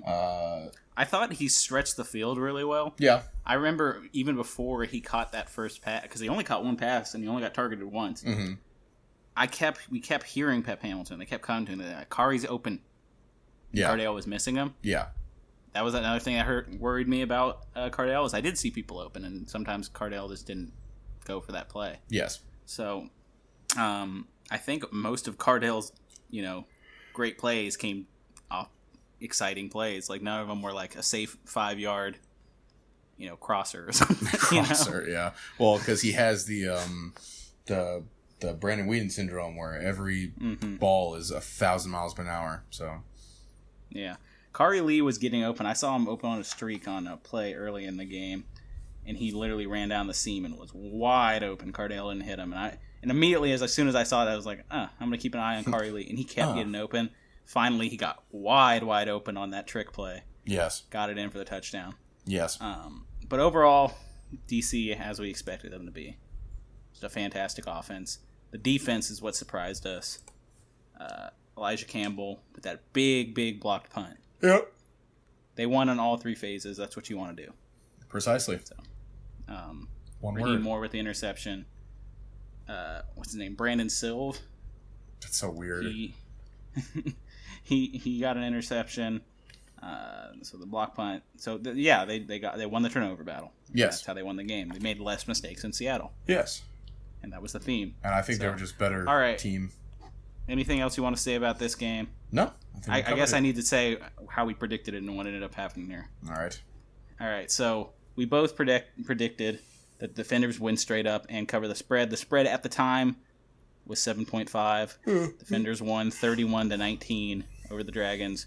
So we were both correct on that. So we were both 1-0 straight up and 1-0 against the spread. One thing I will say about the XFL broadcast is I'm super happy that they were not like, this team's supposed to win. If you're putting a wink, gambling's bad. They're like, no, this is the over, this is the under. Yep. Mm-hmm. It made it feel a lot more, I don't know, like just down to earth than the NFL can feel it sometimes, and not up its own ass. So Right. that was nice. Okay, so we're both 1-0 Yes. straight up, 1-0 against the spread. Let's move on to the second game of Saturday. That was the Houston Roughnecks hosting the Los Angeles Wildcats. I'm gonna do the spread and stuff straight off the bat. I That's did at the fine. end last That's time, but fine. I meant to do it straight off the bat. But Okay. I got excited, Thomas. I'm sorry. Okay. It's okay. I want to talk about the game. It's all right. All right, so I picked the Roughnecks to win straight up, but not cover the spread. Whereas you picked the Roughnecks to win straight up and cover the spread. I know it says Defenders here, but that's a typo. That's okay. It happens. You picked the Roughnecks to win straight up, and you predicted them to cover the spread. Yes. So you go into game 2, 2-0, On top. 2-0. I'm the champ. Whereas I am 2-0 straight up, 1-1 against the spread. Yes. All right, so let's talk about this game. I guess first question: How was Charles Knopf? He was fine. He did rather well. 21 for 40, which 40 pass attempts is a lot. That's not his fault, but that's just a lot, and they were behind, so they had to pass. He did fine. He really was not the problem. If once Josh Johnson gets back and healthy, he will probably reclaim the starting job, but kind of makes me wish that they would have gotten like just another piece for Luis Perez, maybe just some depth at a different position. Just because if they were kind of going to roll with Josh Johnson the whole time, then they didn't really get much in return, I suppose. Unless they kind of plan for Kanoff to be the guy, at least at some point in the season. But yeah, I think he did well. I was pleasantly surprised. 1 touchdown to 1 interception. Mm-hmm. That's fine. Yeah. Especially for a backup. Mm-hmm. 214 yards. I like that. Mm-hmm. 53 completion percentage we talked about. That was kind of the average in that mid-50s. Mm-hmm. Plus, when you're down late and you have to pass, it doesn't work all the time. So that is for sure. And we saw him come off the field. I think it was for an injury. Yeah. And then McClendon came in and did absolutely terrible. Yes. So they don't have any depth behind Knopf. So if that happens again, that Knopf has to play, and then or if he can't play next week, and neither can Josh Johnson, the Wildcats are screwed for a second week. Yes. Was impressed by Elijah Hood. Mm-hmm. Okay. He played well. He statistically doesn't look great, but he made a lot of big plays and big moments. There was that one hurdle that went viral. Yes, that was nice. That was a nice hurdle, and it was a really flashy play. One of them in a game with a ton of Phillip Walker making flashy plays. We got a Elijah Hood flashy play, and that was a nice change of pace. Yes. Nelson Spruce, obviously, monster. Had a very good game. Really like Nelson Spruce a whole lot. We talked about him a lot. We've been saying that he was their number one guy, and they were going to target him a ton. Mm-hmm. Well, they targeted him a ton. 15 targets, 11 receptions on 15 targets, 103 yards. First 100-yard receiver for the XFL. So good on him. Like to see it. Mm-hmm. So I remember. So when we were talking about our power rankings, I remember all the way back then that you were talking. You were saying that you were more impressed by the Wildcats defense than I was, because I was not. I wouldn't say impressed is the word. I just feel like game of inches. They were so close on certain plays that would turn into huge plays. There were a lot of plays where the play broke down, and they were just, they were a second away from getting PJ Walker, and it just didn't happen. I don't know. I think they just kind of got outclassed. I think June Jones's offense is just really good. I think they ran a lot of stuff that kind of was a poor matchup for their defense. I still think their front seven, the LA Wildcats front seven, is still very, very good. I still like Anthony Johnson, and I mean, Sean Oakman actually had a very decent day, so that's fine. But I still like them as a defense. I still think they're going to be quite good, but they definitely got checked today. So they'll have to figure it out and make adjustments going forward. Mm-hmm.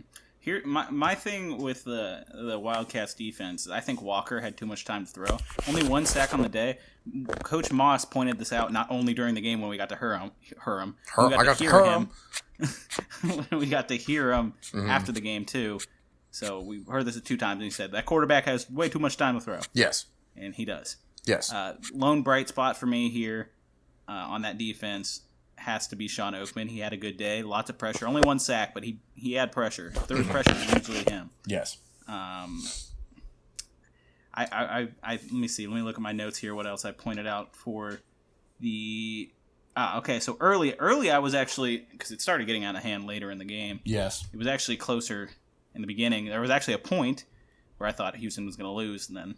Obviously, that didn't happen. Mm-hmm. I thought the Wildcats' offense was really creative. What's his Norm Chow? That's, I believe, their offensive coordinator's name. Yep. I thought it was really creative, and I was like, this could really, especially in that first half, I thought it was spraying the ball around, and I was like, this could be really dangerous when we see Josh Johnson back. So I'll give him some hope that maybe it just things as the game wore on, people lose focus when they think they can't win. Yeah.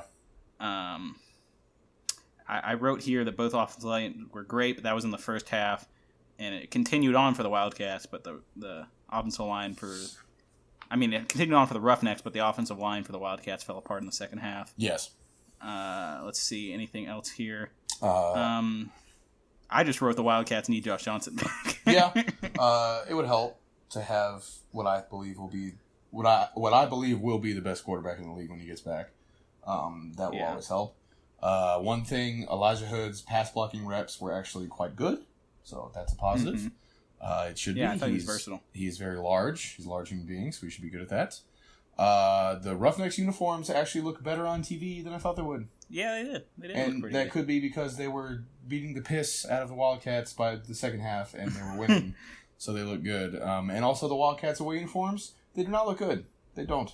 They don't look good. So how I know for sure if a uniform was good or not is if they look good on offensive linemen, and those did not. The Wildcats uniforms looked very, very bad on an offensive lineman. No offense to any of the offensive linemen, but they were not a good look. Too much white, not enough. Make it more orange. Right. Okay. One thing I wanted to note about this game was this is the first time that it got to me that maybe we mic'd up a little too many people and we're listening a little too often. Yeah, there was a lot. You could hear everything. I mean, they like shit like that. Like sticking the microphone in the dude's face. He's like, "Fucking dude's trying to do my fucking job." That shit's hilarious, and I want more of that. But the players probably like, "Dog, I hate this shit." So there at one point there was a mic inside the injury tent. Yeah, that's not okay. And all I heard was ah. Like that's not all right. Like I was like, should laugh. Should laugh at that. That might be too hardcore for me. Don't really want to probably hear that. Don't want to hear Chad Kanoff screaming because his shoulder's separated. They'll figure something out to where they'll probably have a staff person, which would even be worse. It's like, let me turn your mic off, and it's like my leg is snapped backwards, so maybe wait. But I don't know. That'll be a solution. What do you think makes Nelson Spruce so good? I have here Nelson Spruce was the best player on the field, and I still almost hold that opinion true even with Philip Walker. So his short area quickness is awesome. He's kind of like, okay, I know me saying, oh, he's Julian Edelman is kind of like... I heard that comp a ton. Yes, and a lot of people will be like, well, yeah, he's shorter and white, of course. No. Yeah. They actually are very similar in play style. They just know how to get open. They're route technicians. They know kind of how to finagle it, and not finagle it like Odell and Jarvis did this year, where they just run the wrong fucking route, where they actually know how to kind of change it a little bit to get open while still being on the route and still keeping the timing, which is awesome.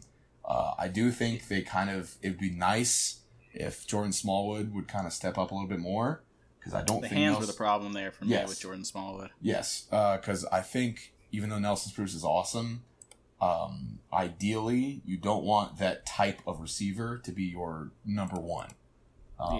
So hopefully somebody else can step up, or Jordan Smallwood can step up and be your go up and get it dude. So. Right. Okay. All right, let's move on. We talked about the Wildcats defense. We talked about the Wildcats offense. Let's talk about the Roughnecks offense. All right. PJ Walker. He's really good. Looked like college Kyler Murray. Ball was coming out. Ball was coming out fast, and ball was looked great. So fast. Looked really good. So fast. So much zip. Yes. They were all even when he was on the move off his back foot doing a fadeaway, they were literally in the perfect spot. Yes. I don't think I saw one bad pass. I can't off the top of my head. I can't remember a bad pass. He had a very, very good day. Except the interception, I guess. That was actually that was the one time it flared up like that. Oh, the problem was decision making. But that's what I mean. That was a bad decision. That's my only worry, is that people are going to expect this every week. And if it does, awesome. Great. Philip Walker's really good. Or PJ Walker, god damn it. But, he had a very, very good day. I don't know if this is sustainable. If it is, awesome. If it's not, people are going to be like, and overreact. So, I hope he can sustain it, because it was really fun to watch today. Yeah, people are already claiming he's the MVP. That's how good of a day he had. 4 total touchdowns. And here's the thing: his receivers were not doing good. Sammy Coates they were dropping everything. In the same way that Chad Kanoff's receivers were dropping everything and their hands were shit. I literally wrote here in my notes. Let me see. Let me read this line.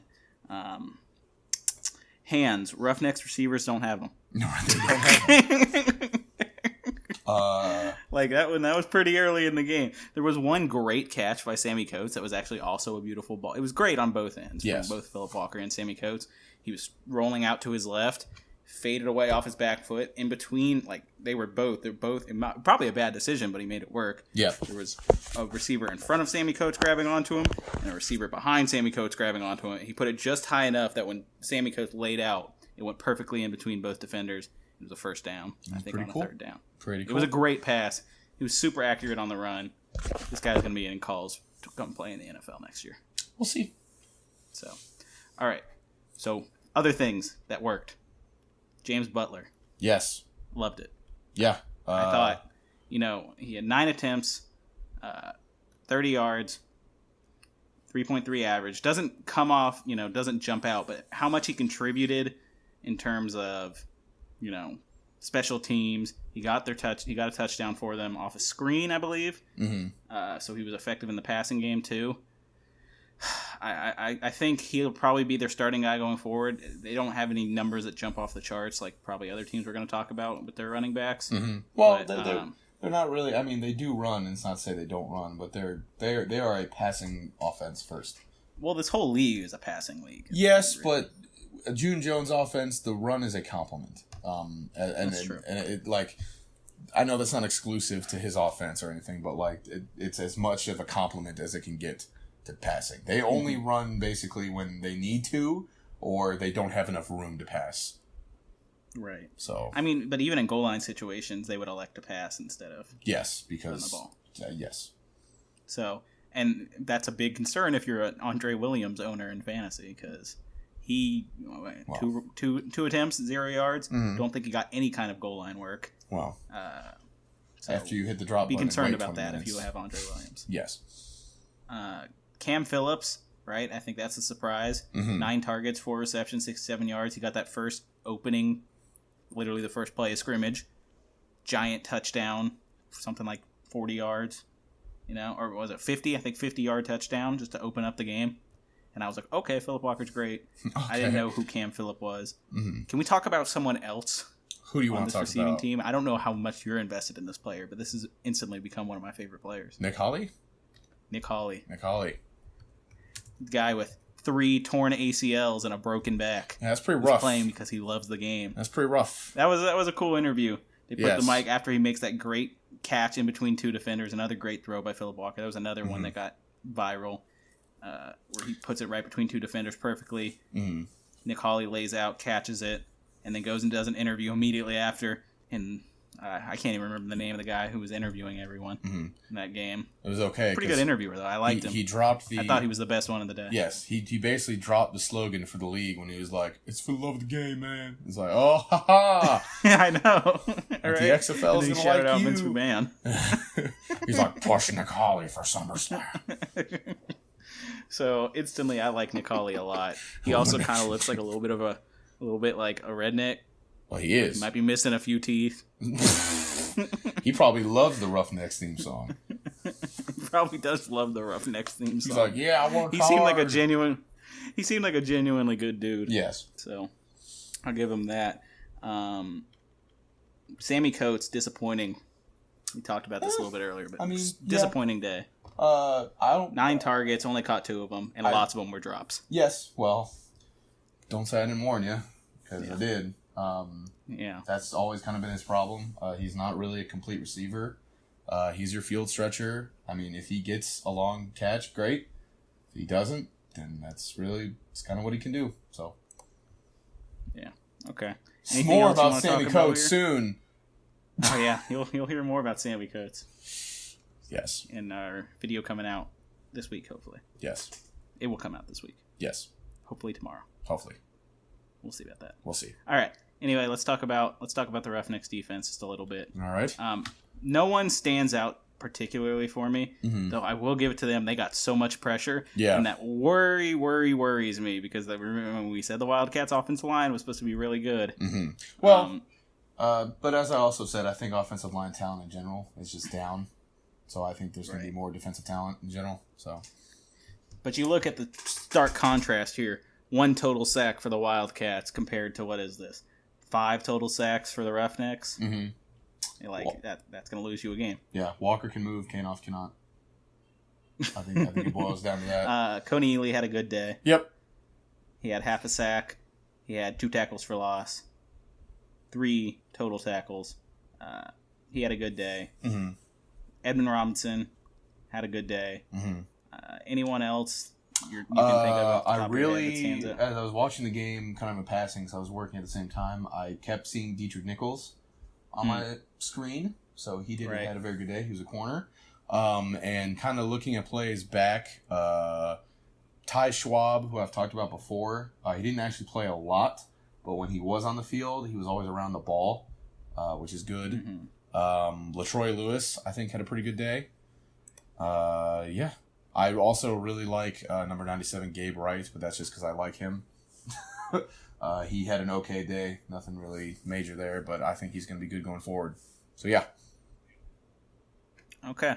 So, I'm not overly impressed with, as a whole, the Roughnecks defense, but their front seven, as we suspected, they're bringing pressure, and it's going to work. And I think overall, they're just the best team in the league just because they have a fantastic offense because Philip Walker is like the Patrick after 1 week is like the Patrick Mahomes of the XFL. Yeah. Well, we'll just see if it sustains. I mean, that's really going to be the question is if they can keep it up. So, and then on the other hand, and then their defense, their defense their is front fine. seven gives pretty good pressure.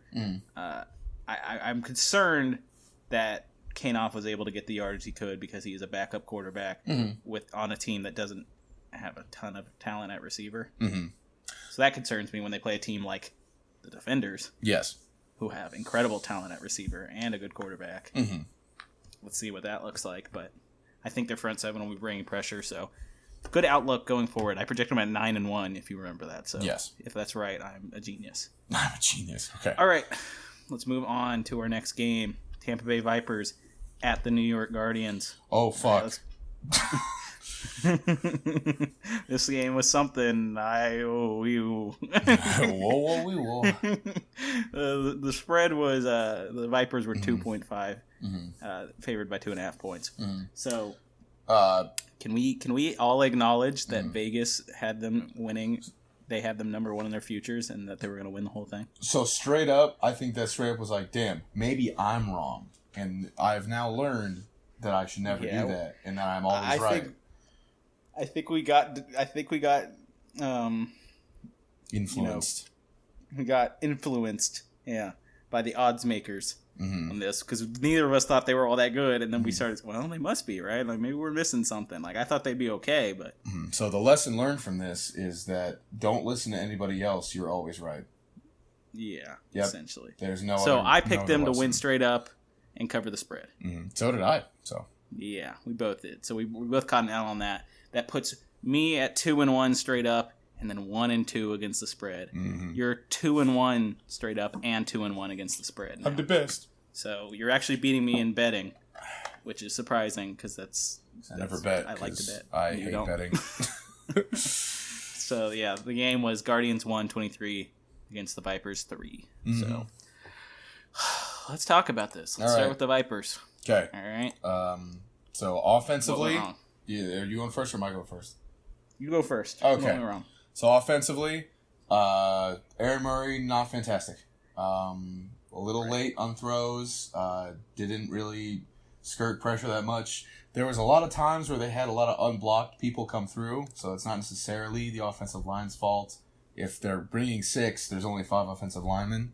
A lot of times the running back was not left in to kind of stay as a pass protector when it should have. There's a lot of pressure coming out from the middle, which is unacceptable. Like, if you have pressure coming up from the middle, it means your O-line's bad. That's it. There's really no other way to do it. That's why players like Quentin Williams go number 3 overall, because pressure from the inside is ridiculous. Some bright spots. Did you have anything else bad to say before we talk about bright spots that you want to add? Sounds pretty brief. Just off the top of their offense? Sure. I mean, I could talk all day about what was bad in their offense. Way too many mistakes, right? Yeah. I mean, just looking at my little description here, Devion. The first thing I write in terms of talking about the Vipers is Devion Smith gets benched after early fumble. Yeah, his fumble was really bad too. So, but he ended up playing again. Yeah, he actually had a good day, but we'll talk about him when we Yes. get to bright spots. And then a good drive for the Vipers ended by terrible interception in the end zone. That was that toss up to Nick Truesdale in the corner, which actually could have worked because he got way higher than the other. He needed to give the him guy covering him. He needed to give him another foot, and he probably would have got it down. But Yeah. I mean, that's just what. But it he is. literally threw it right to the Guardians defender in front of him. He could have if he tossed it up higher, there's no way anyone's keeping up with Yeah, he's Nick gotta put Truesdale in terms a of little size and more air reach. on He would have that. caught it. Mhm. So they But fucked also- that up. yeah. Murray fucked that up. Yes. So They apparently, to me, what looked was that they really wanted to set up play action, yeah. and early the running game wasn't working. Mm-hmm. So, like the Vikings run into a lot when the running game doesn't work, your entire offense doesn't work anymore Yes. because you can't run play action. Therefore, none of your passes are going to work. Mm-hmm. I literally at one point compared Aaron Murray to Kirk Cousins, but like the XFL version of Kirk Cousins. I would say he's more the XFL version of Andy Dalton, and Andy Dalton's having a really bad game. No, it's not fair, Andy Dalton. I would say he's more like... I don't want to say Colt McCoy because it's not accurate either. I'm not talking about player comp, more so just tendencies. Just comp. tendencies? Okay. Well, then, yeah. And he Kirk reminds me Cousins of Kirk Cousins. Kirk Cousins when his wife is happy with him. Yes. Yeah. When he has no edge, when he's not dropping frick bombs, then yeah. I wrote a complete and utter meltdown by the Vipers early on offense and defense. I said early. That continued through the whole game after I wrote that down. So Yes.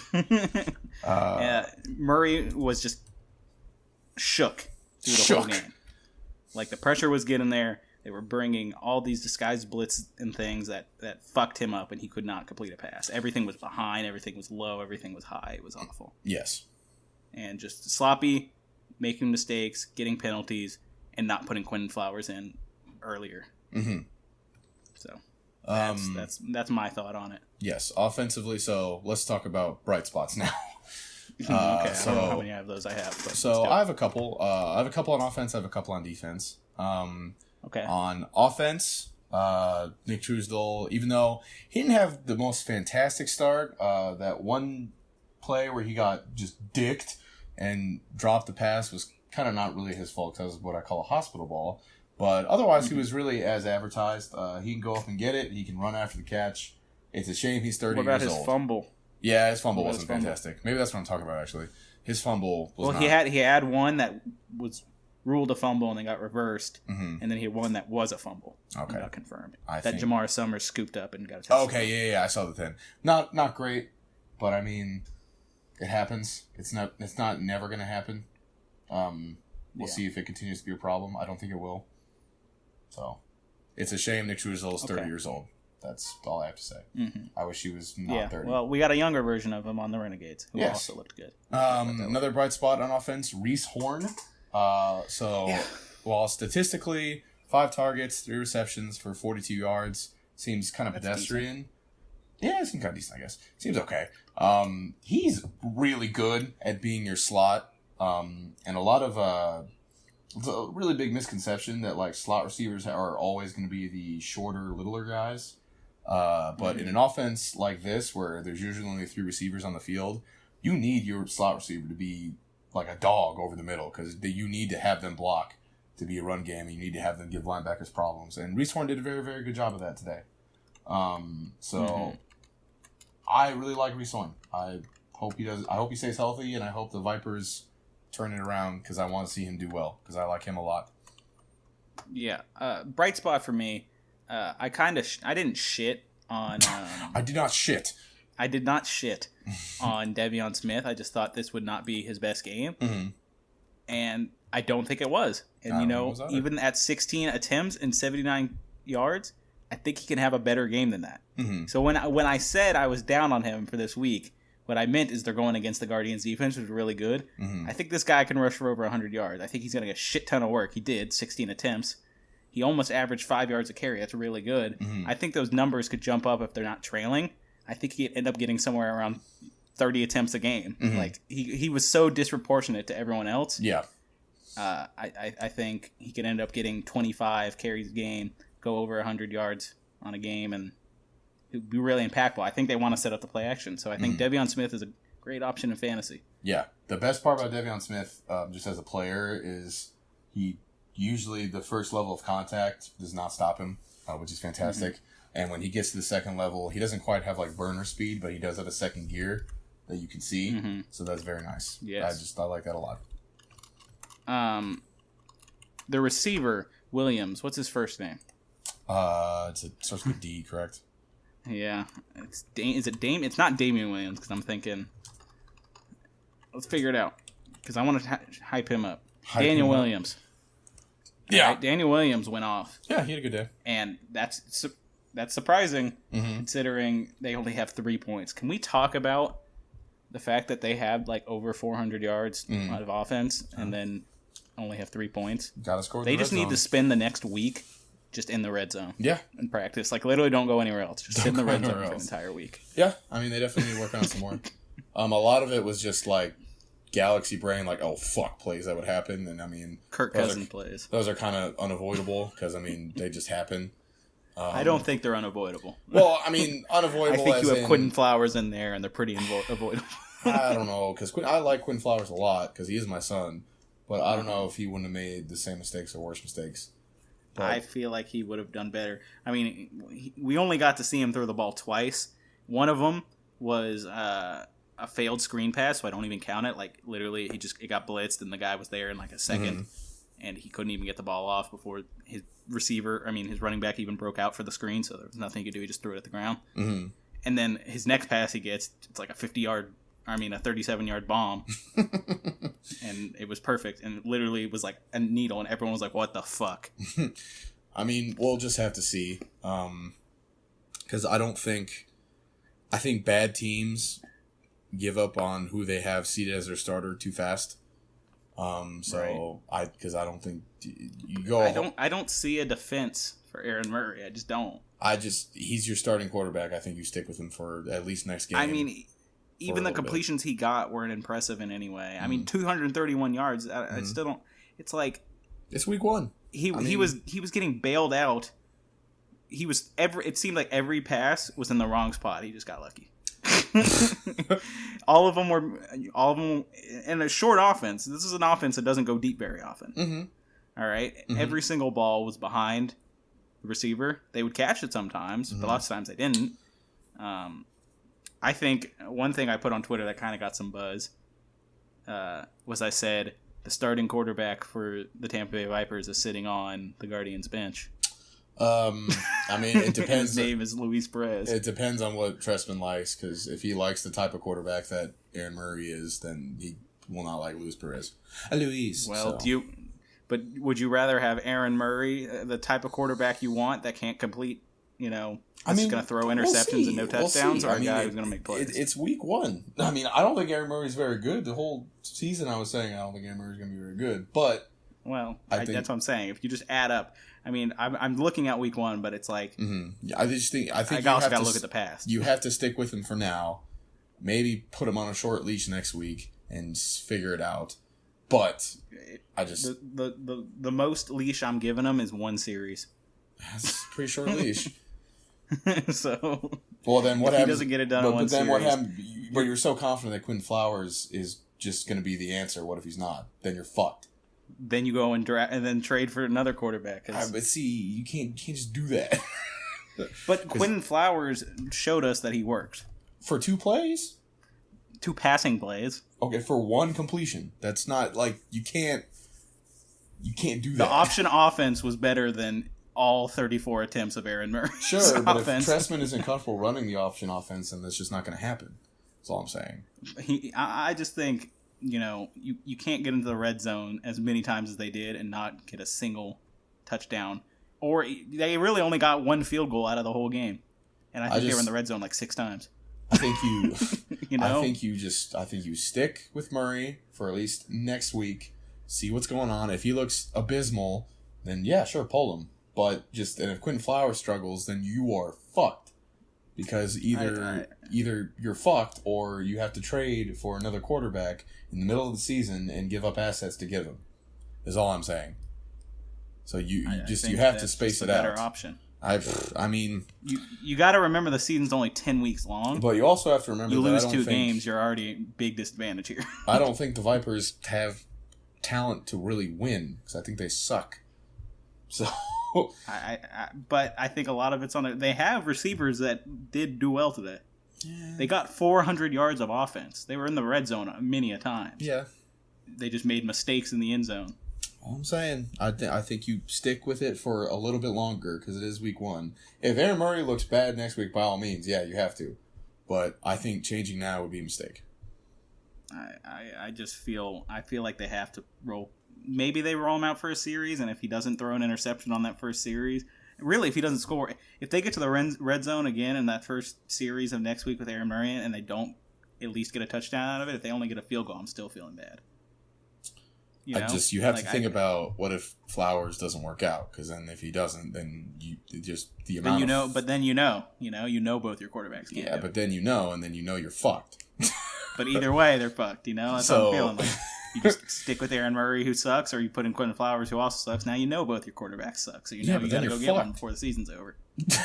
But you don't want to be. I just think that's important. Yeah, but you don't want to. But you're still fucked either way. Not really. I mean, know what I'm saying? half of it is perception if you're fucked or not. So if you're like, well, maybe not, then it's just different. Is all I'm saying. Yeah, I have a hard time justifying Aaron Murray being in there. It's also different that it's okay. And I know this didn't happen, but if this was week 3 and Aaron Murray was fine week 1, week 2, it'd be like, oh, this was just a bad week. But since this is week 1, it's like, oh, he fucking sucks. Get him out of here. And maybe that is what it is. And if it is, great. I don't think Aaron Murray's very good. But I'd say give him another week. See what's going on. Because if you cut it and run at this point... Why not even give Quentin Flowers a look? You probably give him they gave him a look. He looked fine. They gave him a look on the option plays. They let him throw one ball, and it was a great play. Well, what's a look to you? A look is like give him a whole series of playing quarterback. In a game? Let him pass in the a ball. Game. Why would you do that? And so at what point of the game do you do that?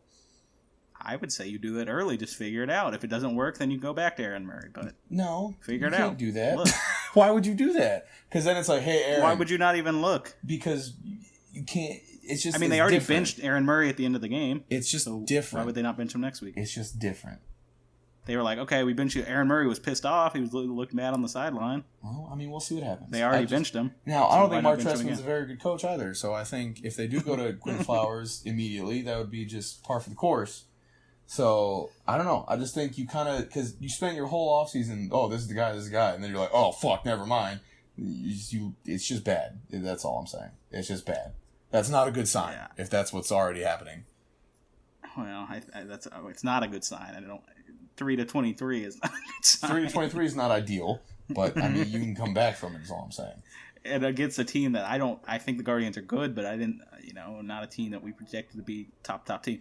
Another thing we can talk about is how absolutely awful their defense was too. They do have one bright spot on defense that I would like to talk about, and that is, let me pull up his first name because I forgot what it is. Anthula Kelly. He was a corner. I think he played very well today, or at least as well as a Vipers defender can be.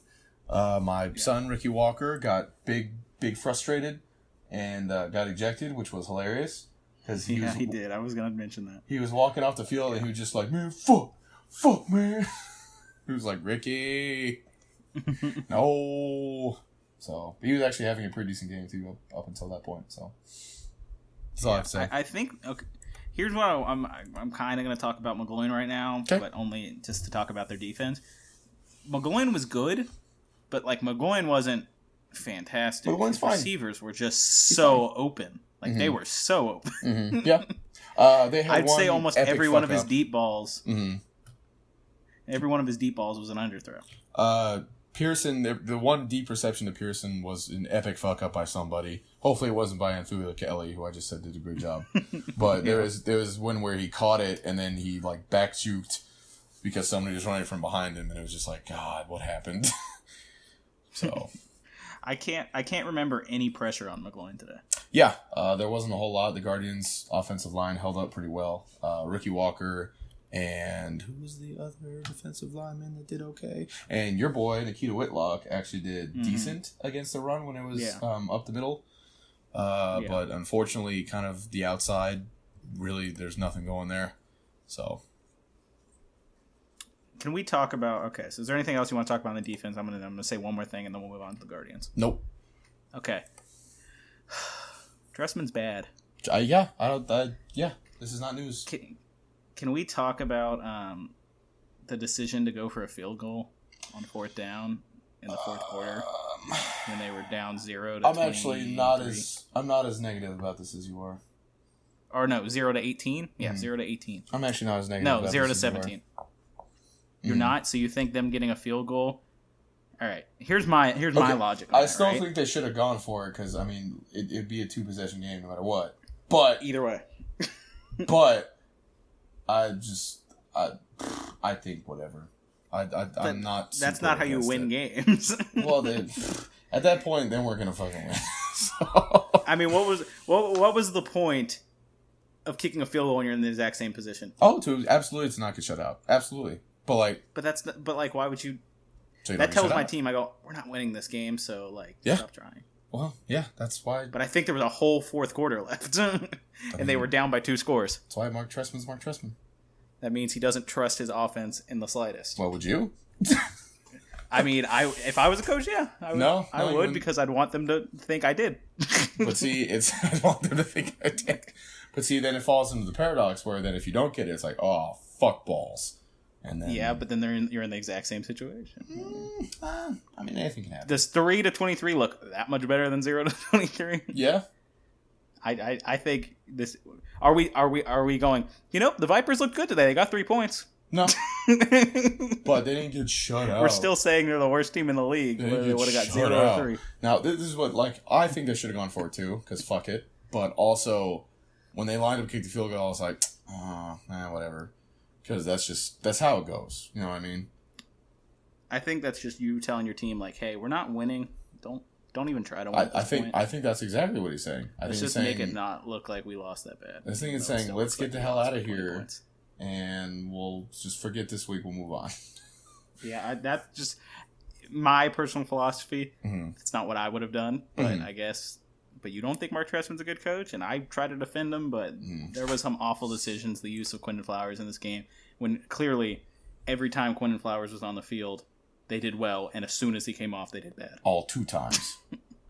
like literally, I made this, and everyone agreed with me. Like there was never a good play that came immediately after Quinton Flowers came off the field. The one that you put on Twitter that was hilarious was Aaron Murray is back on the field, and he immediately fumbled.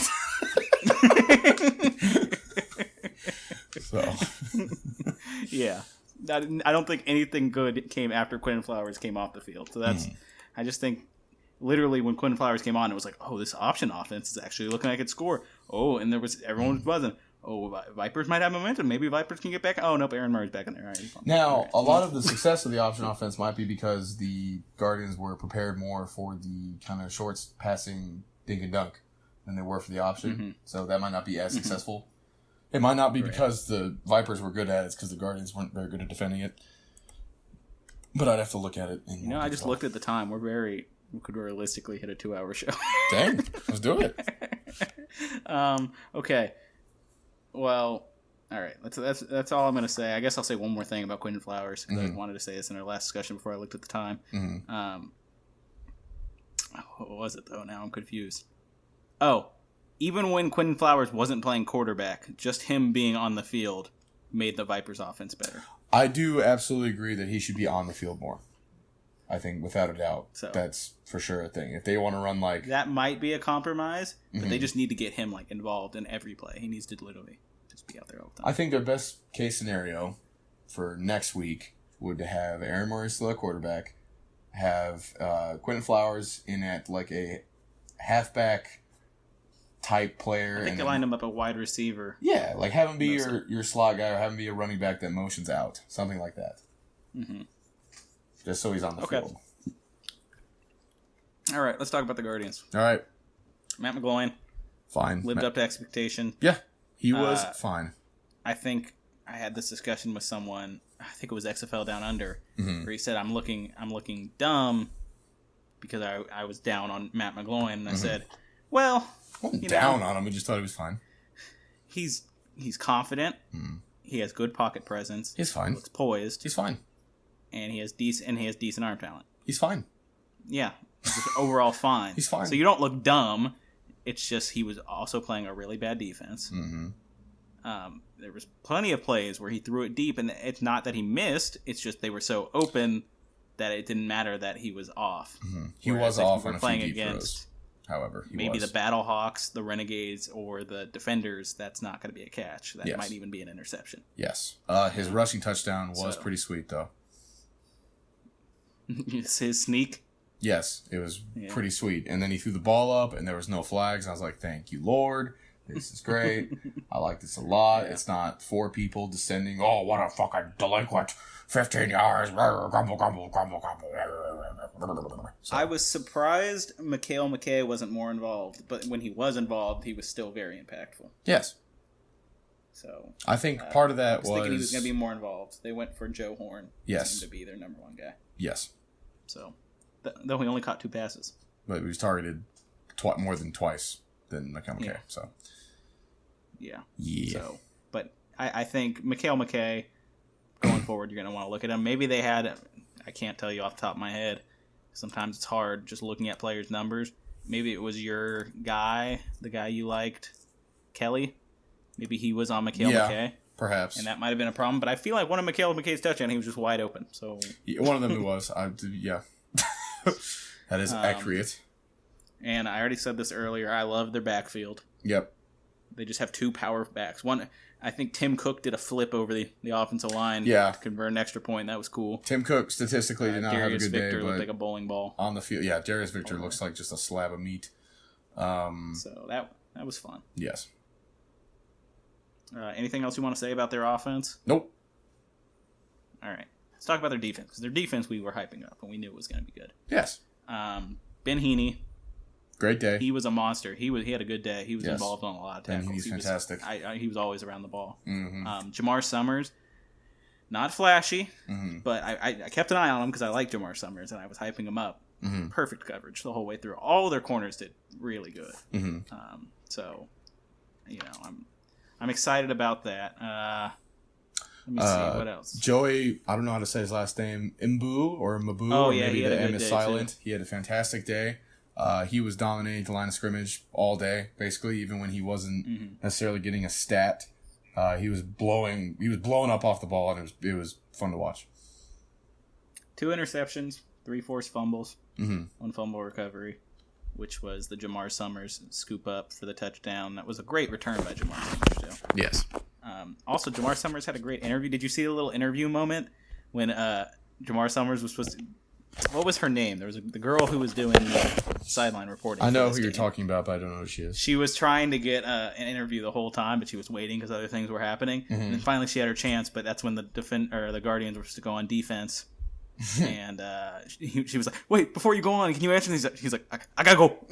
Pushes her out. I gotta go. Pushes the mic away and goes. I gotta go. It was great. That was great. I respect her for trying to get a comment before literally as he has his helmet on, sprinting towards the field. I gotta go. Good on her. That was cool. Yeah. Overall, disguise blitzes, they were bringing a ton of pressure, like a ton of pressure. Yes. Their strength is their front 7, their linebacking core. Like I they said, also have fantastic corners. yeah, they have all right corners. Jamar Summers Fantastic. is really good. No, someone else. Who was the other one that did really good? Hindi? Bryce Tindy or Bryce Jones? No, Is that Bryce what you're talking about? Jones. Bryce Jones did good, and then Hindi. Hindi. I can't remember his.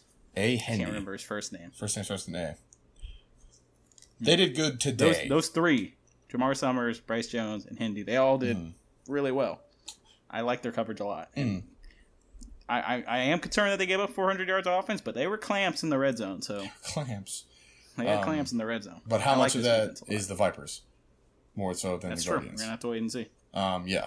But I really like the front 7.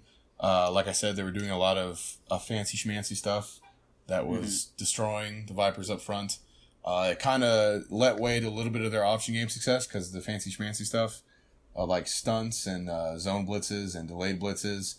Kind of doesn't really, you can't really do that against an option unless you are doing certain other things. So that might be a reason why the option was so successful for the Vipers. But really like the Guardians today. I want to see them play what I perceive to be a better team, and I want to see how their defense does then. Yeah. I mean, where do we rank them in our power rankings? 3? I think I had it. Oh, no, we flopped on them. Yeah, I flopped, bro. Didn't we? You had the Battlehawks ahead of them. I big flopped. I had them at 4. Flopped all over that place. All right, let's move on. All right. We only got one more game to talk about, right? Yes, that's correct. All right. So let's talk about the Battlehawks at the Dallas Renegades. Let's do it. Some would say the worst game, and some would say the best game. I was just saying, there was a stretch where it was pretty bad. Yeah, I think in the middle there it was kind of boring. But I mean, it picked up towards the end. It picked up, and I think overall, I think it was a good watch. So this is where things get interesting, right? Because they were favored by 10 points at the time of doing this. Remember, these lines change all the time. And also that they're just fucking wrong most of the time. So at the time, they were favored by 10 points. I think it might have went down to 9.5. But I can't even really be too mad because I was like, yeah, that's for sure going to happen. Yeah. Mm-hmm. So we both picked the Renegades to win straight up and to cover the spread, to win by 10 points. We were both wrong. Dead wrong. So that brings our totals this week. I'm 2-2 straight up, 1-3 against the spread. That makes me sad. I hate that I lost you against the spread. I'm indifferent. And then you are 2-2 straight up, 2-2 against the spread. So you're ahead of me by 1 game. I will catch up next week and I'll get all of them right against the spread. Probably. I would expect it. Now that I know. All right. So we got the Dallas Renegades losing to the St. Louis Battlehawks 9-15. All right. Let's talk about this, and we'll start, and I'll let you talk. All right. Let's talk about the Battlehawks offense. It's fucking Tamu time, baby. Jordan Tamu exceeded my expectations today, 100%. Yeah. He did very, very well. Mine. The ball came out of his hands quick. The ball came out of his hands accurate. The ball came out of his hands on time. He ran the offense. He did everything he was supposed to do. Jordan Tamu is good at football and is good in the XFL. Thank God. Yeah. He looked very good. I was very pleased watching him. I hope he keeps it up. I hope he continues to develop because he's great. I like him a lot. On other players on their offense, Alonzo Russell, even though he only had 3 receptions, felt like he had way more for some reason. They were impactful in receptions. That's why. Yeah. One of them for a touchdown. Pearson L. Apparently his grandmother just died, so rest in peace. Okay. But he had a very good day. He had a pretty decent day returning the ball too. Besides, he had the 1 muff that he recovered. Running wise, we kind of talked about this earlier in the show. Not too much of a running game. Matt Jones clearly was the better option, but I think that's also because of how we said Matt Jones was the between the tackles guy, and Christian Michael was more the receiving and outside the tackles guy. And there was just shout out to Keith Ford. Yeah, Keith Ford was kind of just I'm gonna fuck it, I'm gonna do it, because he kind of did whatever. He got the touchdown. Yeah, he also he's very burly up top, so he looks good running. He does. Yeah, not too much of a running game, but enough to win. You're forgetting the most important part of their running game. Of what? Oh, Jordan Tamu? Jordan Tamu. Yeah, I mean, he did well. There are a lot of times where I think he could have taken a shot downfield, but elected to tuck it and run. But those were mostly positive plays, so I guess it's fine. One of them was for 37 yards and completely changed the game. Yes, that one was great. That one was awesome. I was very happy with that. Followed by a touchdown. Yes. Literally the next play. Yes. Yes. Jordan Tamu. And then he did a sideline interview, right? Yeah. Gassed and winded. Yes, that was funny. He was like, okay. It's also because he yelled, "Stop playing with me!" as soon as he got up, and that made me laugh. Speaking on that, even though we were talking about earlier on the show how it was like maybe they have too many people mic'd up, just having that many mics is also awesome. Because I think they just need to be. It's not about having the mics. It's about choosing when to listen to those mics. Yeah, and I don't. It just makes me feel. It makes you feel closer to the players. It makes you kind of identify with them more. Because in the NFL, you only hear like the 180, and then you don't hear anything else for the rest of the game until the end. You only see what's going on the sidelines. So I think that stuff's great. It makes it seem more human. It makes it seem more like an actual game where you're supposed to be passionate about it as opposed to just robotic. One thing about this game is that Joey Galloway and whoever the other announcer was always seemed to be like at each other's throats the entire game. Like they were always like correcting and snipping at each other, and it was like, are you guys like actually like, do you guys not get along? Because there was a lot of just stuff like that, and then they would cut to Pat McAfee, and he'd be like, yeah, you know, the crowd is magnetic, which I don't know what that means. I don't understand how a crowd can be magnetic. I don't think that was the adjective that hey, maybe that's it. But just Pat McAfee's great. He's the king of superlatives. Yeah. He would literally just be like, this is legendarical. And it's like, all right, cool. I thought it was funny when he kept, every time the punter did something, he had to make a comment. When the dude fucked up and he was like, what are you doing? What? He's like, no. That was fantastic. When he was interviewing Troy Aikman. He's like, you just ruined a perfect punt. I'm going to go find the guy that ruined that perfect And that dude wanted no part. He was like, Pat, get on my face. Yeah, he actually kind of seemed like, oh, maybe I shouldn't fuck with this guy. Yeah. That's right. They probably told him, like, hey, if they see him, like, mad, like, get away. The other part when he was interviewing Troy Aikman, the play came when he was like, get out of the way, Troy. I like Pat McAfee. Like, Troy, get out of the way. Pat McAfee's great. He weighs 120 pounds. Yeah, he is fit. I really like Pat McAfee. That was a very good decision they made. Yeah. D's great. That was great. That was good. Yes. Okay. Let me see if I have anything left to say about this offense. Offensively, their offensive line did not look good. That's I thought they were okay, especially in the run game. I think they had a lot of pressure allowed up the middle, which is bad. And there was just nothing there on outside runs. Whether or not I have to look at it in more detail because that might not be their fault. Because I mean, if there's 5 of them and they bring 8, what are you supposed to do? But I think you got to keep in mind who they were playing too. Yes, that's correct. The Renegades do have a talented defense. They have fantastic front 7 and secondary. But that's all I'd say. Like there are some times like, and also Christian Michael, like there's like 2 or 3 times where he just slipped. So like there was one awful one where he slipped and then fumbled, and it was like, bro, my God. Oh yeah, I remember that. I remember there was a point where it really felt like it was going to be, because it didn't seem like the Renegades really were making any mistakes until that last drive where they had to win the game. They weren't making any plays. Mm-hmm. They weren't making any mistakes. They were very even keel throughout the whole time, which is not necessarily good. So yeah, conservative. Mm-hmm. Yes, conservative for sure. Yes. They were taking more shots.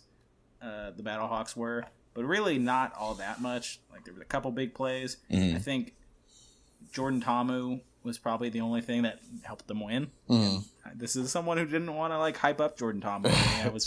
I had problems with him. Yes. But he was the difference maker in this game. His legs were definitely a factor. And just his made composure. Made boneheaded decisions sometimes. Yeah, and he was super composed. Very I'll composed. give you that. Like the moment never seemed too big for him. Yes. It actually probably seemed small for him. Yes. So I think he looked great. He was very accurate. 74 completion percentage is one of the best this week. So that's good. 209 yards. He was very solid. So I like what I saw out of Ta'amu. I like what I saw out of Matt Jones. 21 attempts for 85. It's not amazing, but that's consistent. And if you can do that every game, that's fine. Yeah. Yeah, 4 yards a carry, it's fine. So I'll give him that. I like Keith Ford. I think they need to get him more involved, more than 4 attempts. I think he's a bowling ball, and you should also just mix him in with Matt Jones. Maybe cut Kristen Michael. You want to cut him? I don't know. You are quick to move on. Well, I mean, the season's just so short. It's just kind of like So cut? Yeah, put him on Team 9. Grab someone else from Team 9. Like, oh, I just don't see a situation where you need him. But, okay, so who do you sign to replace him? I don't know, someone on Team 9, I'm sure. Well, who would that be? I don't know. You got to have a solution if you got a problem. Well, you have Keith Ford. Well, you need 3 running backs. So, I don't know. We'll see. I mean, I'm sure they'll try him out another game, but yeah. what's the point of having someone? I don't think they're going to cut him. That's all I'm saying. I would say he's their third best running back on the roster, and he's too big of a name to be your third best running back on your roster. But this is also Through the week XFL where nobody's really that big of a name. So unless he gets picked up by a NFL team for some reason, then I think he's staying put. Yeah, I just don't know how much of a factor he's going to be. I just feel like it's kind of worthless sometimes to have players on your team that are not contributing, especially because Kristen Michael was just supposed to be. So maybe I'll pull back on my cut him. Cut him if he's on your fantasy team, though. Yeah, that makes sense. You also have to think it's not like he's an expensive veteran that can be replaced by a cheaper, younger player. Like, everyone's making the same cash, so... Yeah, but if you want someone to be a receiving back... I mean, then you should have got a receiving back at the start of the season. Well, Christian Michael's a receiving back. Yeah, he can still do it. That's what I feel like. That's what they were trying to use him for, but they were. Let's just because they definitely their mind was Matt Jones is going to be our every down back. Yeah. Let's just see what happens. Let's not cut nobody. All right, I don't know. It's this is to me. It just feels like something about how short this league is, and that will be into the next seat or into the midway point in a couple weeks. That just makes it urgent to me. Like, you need to get your team right. Yes, but I think some of these teams are not necessarily in like the oh god we need to fucking win right fucking now mode. I just don't think they are. Because I mean I would hope that coaches like Tressman would be aware enough to be like, yo, my team's not that good. Yeah. I'm trying to think. Like, can they be the second best team in their conference? They're in the same conference as the Battlehawks. Or in the same conference as the Guardians. So probably not. So they're probably out. Who's the other team? The Vipers? Yeah, I guess. Well, so I'm trying to think. Do they even have no? The Vipers, the Guardians, the Battlehawks, and the who am I blanking on in the Eastern Conference? Oh, the Defenders. Yeah. Jeez. Oh, that's rough. Okay, maybe they are. I feel like maybe the Battlehawks are kind of, and they need to win. You're in a division with two really good teams. So you have to beat out the Guardians, because I don't think you're going to beat out the Defenders. But I don't think... Because you also have to think, like, Christian Michael is still talented. You know what I mean? Maybe. Like, okay. Like, he's a... You know what he can do, because you've seen him on an NFL field, you've seen him on a college field. He's more of a safer bet than, like, let's just sign... How old is Kristen Michael? Kristen Michael? How old is he? Yeah. I don't think he's 30 yet. Let's see. 30? I don't think he's 30. I don't know. I'm looking it up at this moment. Not Krustin Michael. That's something else. Kristen Michael. My fingers are too big. He is 29, so he is almost 30. Look at me. So, I don't know. You gotta think for the future, too. But that's precisely why you don't. Because I don't know. Do you want Kristen Michael for your future? Yeah, sure. He's good. Yeah, I don't know. I don't know at 30 if you want him for your future. I mean, sure, give him more games, but we'll see. All right, that's enough about the Battlehawks offense. Let's talk about their defense, which was spectacular. Yes. Even as good, like I think the Renegades were efficient, but man, they just were like not. The run game wasn't really working. They were efficient, but everything was short. Yep. Not a ton of yardage, all in all, for the Renegades. So let's take a look at some of these players who are worth mentioning. Yes. Will Hill with the game-sealing interception. William Hilliam. Very good game for him. I also thought he was a big factor in the game in total. Was around the ball a lot. Kenny Robinson quietly had an okay day. Yeah, had a pretty good game. But you can tell he's one of the like he'll get guys lined up where they need to get lined up. He's very vocal and he just gets people set. That's a very valuable trait to have. He's the one with the mic in his helmet. Yeah, I don't think Big Kenny's going to be in the XFL for very long. So Kenny, yeah, I think he'll probably get drafted. Yes. So, anyone else worth mentioning here?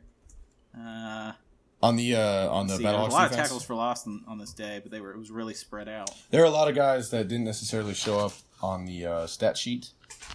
Right. That like both of their defensive tackles, which are one's last name is President. He had a very, very good day today. Oh god. And Casey Sales also had a pretty decent day. Something I was very surprised, my boy Andrew Ankra was just nowhere. Yeah, I felt that way about Halui Kikaha with the Renegades. So We'll we'll talk about that when we get there. Actually, I have thoughts about that. But he was on the field. He just didn't do anything. So that's concerning. Terrence Garvin had a really good day at linebacker for the Battlehawks. He was kind of around the ball all the time. And yeah, Darius Hillary statistically had a lot of tackles today, but that's not really a good thing because he got caught on a lot. So he made the tackle, yes, but it was kind of his fault that he had to make the tackle. So Right. But yeah. All right. Yeah, I think their defense was just solid. It brought a lot of pressure. Mm-hmm. How many sacks did they end up with? 4 sacks on the day? Yep. But I think they had more pressures than that. Yes. Some wildly inaccurate throws, despite being so efficient for Philip Nelson. Some wildly inaccurate throws, but mainly caused by pressure. Yes. Philip Nelson doesn't seem to be one who can really get out of the pocket. Mm-hmm. So that's kind of what you're dealing with. Pressure got there, and it was a wall, especially against the running game. So good on the defense. We thought it was going to be a good unit, and it was. So. Yep. All right, let's move on to the Renegades and their offense. What do you think of Philip Nelson? I thought for a backup, he did fine. Right. Obviously, he wasn't, a world beater or nothing. I think he was on time and accurate in the mid to short game mostly. Obviously, he had the game-losing interception, but I think that was just more of a desperation throw, trying to make something happen. Like you mentioned, I would like to see him kind of try to finagle out of the pocket a little more. Right. But I think overall, he really did okay. He could have done a lot worse than how he did. I think they were being very simplistic in the play calling, and maybe that means they don't really like him too much. But I think for what he was handed and what he was given for the plays that he had to run, I think he did fine. And that's he was super efficient. 79% completion percentage. I feel like if I remember correctly, at one point in the game, he was like 25 for 25. Yeah. Like he was hitting everything. The problem is their whole game was short. And I imagine when you go into the future with Landry Jones, it's going to be similar, except you're going to mix in more deep plays. So it's going to be short, and then a shot. Short, and a shot on second down. Yes. Landry will definitely be more accurate downfield, and they will definitely probably push the ball more downfield for sure. Yeah. But I think we'll still see a lot of the short game. Good thing about Philip Nelson, and this talks about what we talked about all offseason, is how much talent they have. Yeah. Like if you go down this list of just in terms of how many receptions everyone on their team had, I mean, it's like it was split so evenly, like 6-4-2, 6-4-4, 1-1-2, 1-3. Yeah. Shock of the day for me, Jeff Badet did not have a big game. Jeff what? Jeff Badet. Badet. Yes. Jeff Badet did not have a good day. Yes. Surprisingly. Something that I think will change when Landry comes back is they had Badet, who, by the way, runs like a 4.2 something. A lot of in the intermediate game, in the short game, I think when Landry comes back, they're going to be like, hey, yo, Jeff, run in a straight line fast like you can, and they'll figure that out from there. I want to check something on the depth chart real quick of the Renegades. All right. Because if I am correct, all right, so the 2 players that went off of them were both their tight ends. Yeah. So Sean Price and then Donald Parham. Yeah. All right. So that's that happens when you have a short passing game. Yeah. And you're hitting your safety blanket a lot. Yeah. I thought Parham looked great. I think that he needs to get more involved. 6 targets is a lot, but I think you can hit him even more. He's literally Nick Truesdale, but younger. Yes. And they didn't really get to the red zone a ton. I think they settled for 3 field goals. They didn't get there a ton. I hope they use him as a red zone threat when they get there more often with Landry Jones, hopefully. Yep. Their running back situation. Yes. Not great, and they didn't go to the run at all. Yes. I think that's why it was not great. It's because they kind of gave up on it. I think you're going to have, especially because I still think Cameron Artis-Payne is very talented, and Lance Dunbar is obviously very talented. I really do think that they're going to be fine. I think this was just a bad game. So And the Battlehawks defense seemed to be very good against the run. yes, So Lance Dunbar did the best. yes, He had a couple big runs. He had one for 20. yep, So I think Lance Dunbar probably had the best day, but 10 total attempts on the ground. I remember describing this game as like a grid and grind kind of old school game, but it really wasn't because they didn't run the ball. You know, it wasn't that. It was more grid and grind through short passes. yeah, So they could move the ball. They just couldn't really, once they got to got close enough, they just couldn't really continue. And they just had to kick field goals all day. yeah, And this was a super close game. I mean, it came down to the very end. A touchdown would have tied it up, and then if they got the extra point, they would have won. So, yeah. I'm just... I don't know how I feel about this offense. I'm disappointed by the two guys I thought were going to have the biggest day, but that could just be because Philip Nelson maybe doesn't have the work with them. yeah. Because he's the backup. Maybe they're more accustomed to Landry Jones and his The skill set. epic Jazz Ferguson not turning around and Philip Nelson yelling "Jazz" as soon as he threw it that was hilarious. Unfortunate, but it was hilarious. Jazz Ferguson, I mean, that'll get better with practice, and that actually does have something to do with it being Philip Nelson and not Landry Jones because they don't have the chemistry and the just timing down. So, best quarterback on the day, Cameron Artis-Payne. Best quarterback? Yeah, he had a 100% completion percentage. Oh, shit. 108 passer rating. Yeah, I mean, when you got it, you got it. Okay, that was a joke. I know. So I was like, wait a minute. You fucked up. But not much to say about this game. It was, like, from a grand scheme, it kind of seemed kind of boring at first, and then we just kind of... it got better because these are the kind of games that get better towards the end. Because all game you're like, wow, nothing's happening, and then you're like, if anything happens, they win. Yeah. So then it gets a lot more exciting. Yeah. So I think it was something I noted was just that every game felt different, and this being one of them was a low-scoring defensive battle. And the Battlehawks were just able to make, I think, literally one more big play. Yeah, I think it was up to, I think Jordan Ta'amu was the reason they won. So yeah, it was that big run that got him in the red zone, and then he capped it off with a touchdown. Yeah. So that wins them the game. Both good teams. And Battlehawks were a team I had at the bottom tier, and they definitely moved up for me. Yeah. So, just a quick thing about the Renegades defense. I think what concerns me now about Haloi Kikaha, is that correct? Yes. Fuck yes, I did right. Is that he wasn't really on the field too much. So he wasn't. they either A, he's coming back from injury, which is bad, or B, they kind of view him more as a situational pass rusher, which kind of limits the amount of production he can have. I saw when I finally noticed him on the field. Because I kept looking for him. I never caught him. When I finally noticed him on the field, he made a mistake. Yeah, not ideal. And the mistake was that it was an option play with Ta'amu, and it was when they were making that drive to win the game. It was an option play with Ta'amu and Matt Jones, and he bit on Matt Jones inside, and Ta'amu just went outside. And this was when they were on like the goal line. I think they were literally on their one. Yeah. And he could have got a safety, and he decided to go for Matt Jones, and Jordan Ta'amu ran right behind them and got the first down. And they were out of that scary situation. And they drove down the field and won the game. Yeah. So they had him pinned, and then Haloi Kikaha messed up. So I think Jordan Ta'amu might have presented problems for him. Yes. Running quarterbacks may present problems for him. Bright spots, though. T-Gray Scales had an awesome day. Awesome day. I'm really happy that I like him and that I've been saying that I like him because he was great.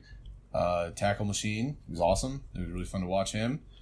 Galen Robinson, statistically, didn't really have a very good day. I mean, he had 4 tackles, so that's pretty good. But he was a good day on the line. And I want to say one more about the person. Who do I want to say? Oh, yeah. Tristan Deku actually had a pretty good day. He looked good. Yeah, he was kind of always around the ball. I think they actually played him as kind of like a hybrid LB out there a little bit. Yeah, because he's a strong safety, so I think he did come up to the line a lot. Yeah, and Darren Smith, even though statistically he didn't have a good day, he had a good day. He did his job. He didn't really have any epic fuck-ups, which is fantastic. So, Yeah. Yes. Darren Smith, nothing stuck out to him about me. I remember I was highlighting Darren Smith. Nothing stuck up to me from him. In terms, I didn't see him. I never noticed him in coverage, and it's hard sometimes. Yeah. You can't see players' numbers all the time. You can't. I don't know who's covering who. Yeah. But I never really saw his name after a good play, so I'm gonna assume he didn't have as big of an impact as I thought he would. No. So. Yes. Okay, this has been a long show. So it was a long show, but I enjoyed it. We're at 2 hours. Jeez. Okay. I do have to say one thing because I hinted at it on Twitter, and so you get the spoiler now that we're gonna have one more discussion. Oh shit, here. bitch! We're gonna have one more discussion here right at the end about the league as a whole. Okay. All right. And this all stems from PJ Walker. All right. So as I was watching the games, I had one major concern that hit me. This league wants stars, right? And that's what a league really needs to, you want quality of play. Yeah. And you want guys that are big names so that people keep tuning in to watch them. But I fear every time you get a star, the next season they're gone. Yeah. And PJ Walker is a good example where I'm super hyped about the Roughnecks right now. And I think everyone in Houston that likes this kind of football that's watching, it's going to tune in next week to watch Philip Walker again because I want to see this kid look so good. He looks like he could be a star. And looks like he could be good in the NFL. It's like watching, like you said, like watching Kyler Murray in college. Yes. I just want to tune in because this guy's a star and it makes me want to watch. Well, that's going to be great for this season. Then next season, what are we left with? And that scares me about this league. And that's my biggest concern. Let me tell you why you shouldn't worry about that. All right? Okay. So, if a team... Calm me down. Yes. If a team... Philip Walker has already been on the Colts practice squad, yes? Yes. Or preseason roster, whatever? Has he been on another team? No. Okay. So, if a team is going to bring in a quarterback, how old is Philip Walker? 24. 24. Okay. So he's been he was in the NFL for what, like 2 years or a year? 2. 2. Okay. So 2 with the Colts. When they had Andrew Luck for one of them, and they thought they had Andrew Luck for the other. Yes. So he has one more year of being able to be on a practice squad / whatever until he cannot be that anymore by NFL rules. So, he may be good enough to be in the NFL, but the money situation is different. Everything is different. There's always going to be a young quarterback you can just draft. If a player leaves the XFL for a little bit, like Philip Walker, you also have to remember the XFL is not the NFL. It's different. There's better players. They might not look as good in the NFL. I wouldn't worry about that simply because I feel like, especially when you're at 24, unless you're like Tamu, when you're, I guess 22, 24 is not a big difference. That's not that big of a difference. But he's a young guy too. I feel like Tamu's, I don't know. I feel like you shouldn't worry so much about that because I feel like, and the way the NFL works right now, they're not going to put their neck out for an XFL player. And if you're not putting your neck out for an XFL player, the money really isn't that much more. You personally feel if Philip Walker played the same way he played in this game for the rest of the season, you won't get signed by an NFL team? It depends. I mean, I think a lot of the NFL... Especially when a guy like Lamar Jackson... What team would sign him? And mobile quarterbacks are becoming such a... What team would sign him? Are going to be in high demand. Give me a team that would sign him. I mean, it wouldn't even need to be a starter. That's fine. Give me a team that would sign him. A team that wants a young backup for their mobile quarterback. Okay, but what team? I mean, I could see him going to any team that has a mobile quarterback. But you have to think as well that, like, not every team wants that kind of quarterback. A lot of teams want... Not every team, but I think a lot of teams are heading that direction. Maybe. You could see... It depends, you know? You have... A team that has Josh Allen, a team that has Lamar Jackson, a team that has... you got to think about every 32 NFL teams that has a mobile quarterback. Deshaun Watson, a team that has wherever Cam Newton lands, a team that has wherever Tua Tagovailoa lands. I always thought you said his name, whatever. But I just wouldn't worry about it because I think the longer, even if this is only around for 5 years, I think what am I trying to say? the pool of talent. Talent pool. Yes, talent pool. There we go. Well, I think it'll only get This has bigger. gone long, Thomas. It's okay. Yes, it'll only get We're getting bigger. a little twisted in the mind. It will only get bigger as it goes on, and I think it'll only get better. And I think eventually it won't necessarily be like competing with the NFL because that's impossible, but there might be more beneficial things to players to be in the XFL than to be like a third string quarterback in the NFL. So yes, maybe Philip Walker I don't want will to rule go. out. I think it might be misguided a bit to say that they're not going to stick their necks out for XFL players because we saw AAF players sign. Saw him sign, then they all got cut. Did they all get cut? I feel like there's one who was in the AAF who's now still on a roster. At least one, but I think there may be multiple. And even if you think about the original XFL, Tommy Maddox. Yes, but that was also career. in 2000. Yeah, but I'm just saying. Yes. I think if they would have known Andrew Luck wasn't going to be on the team, they would have kept Philip Walker. I don't know. I mean, you don't know. That's all. I'm saying you shouldn't be too worried about that at this stage. I will continue my concern. All right. You didn't dissuade me enough that I'm still worried that some of the top talent and the players that are considered stars are not going to be here for long enough. I mean, that's kind of the point. I know. And that's why I said it's fun. That's why it's a concern. It's kind of the point, and but that's also what makes a successful league. Stars. If people are going from the XFL to the NFL, then that has to happen for the XFL to succeed. It has to. I know. So you can't have I'm not saying that it's a bad thing. I'm just saying like you can't have them stay because then it won't work. I know. Because that's how you increase it's a concern for me. That's how you increase the talent pool. Right. If people see that, like Louis Kenny Robinson, if some people just like, yo, fuck school, this shit sucks, then they're gonna be like, I'll just play in the XFL, and then if I'm good, great. If I'm not, whatever. I think what really hit me was like, man, I really enjoyed watching Philip Walker play, and I'm gonna be sad if he goes to an NFL team and then I don't get to watch him play anymore. Yeah, I mean, yeah, it sucks, but it is what it is. Yeah. All right. Well, that's our show. Shit, that was a long one. Fuck. Yes.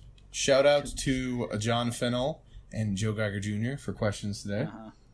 Shout out to everyone who over this weekend had newfound interest in the XFL and decided to give us a follow. Go Battlehawks. Shout out to anyone who's been there since we had 10 followers.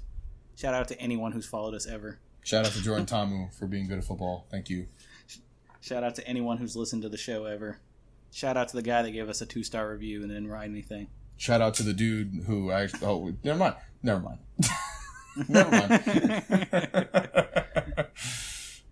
All right. Well, thanks, guys. This was a good one.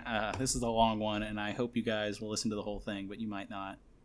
You'll probably just skip to your team. They probably already stopped listening by now, since this is the outro. I know. But if you all didn't, right, thanks, guys. We'll see you next week. Yep.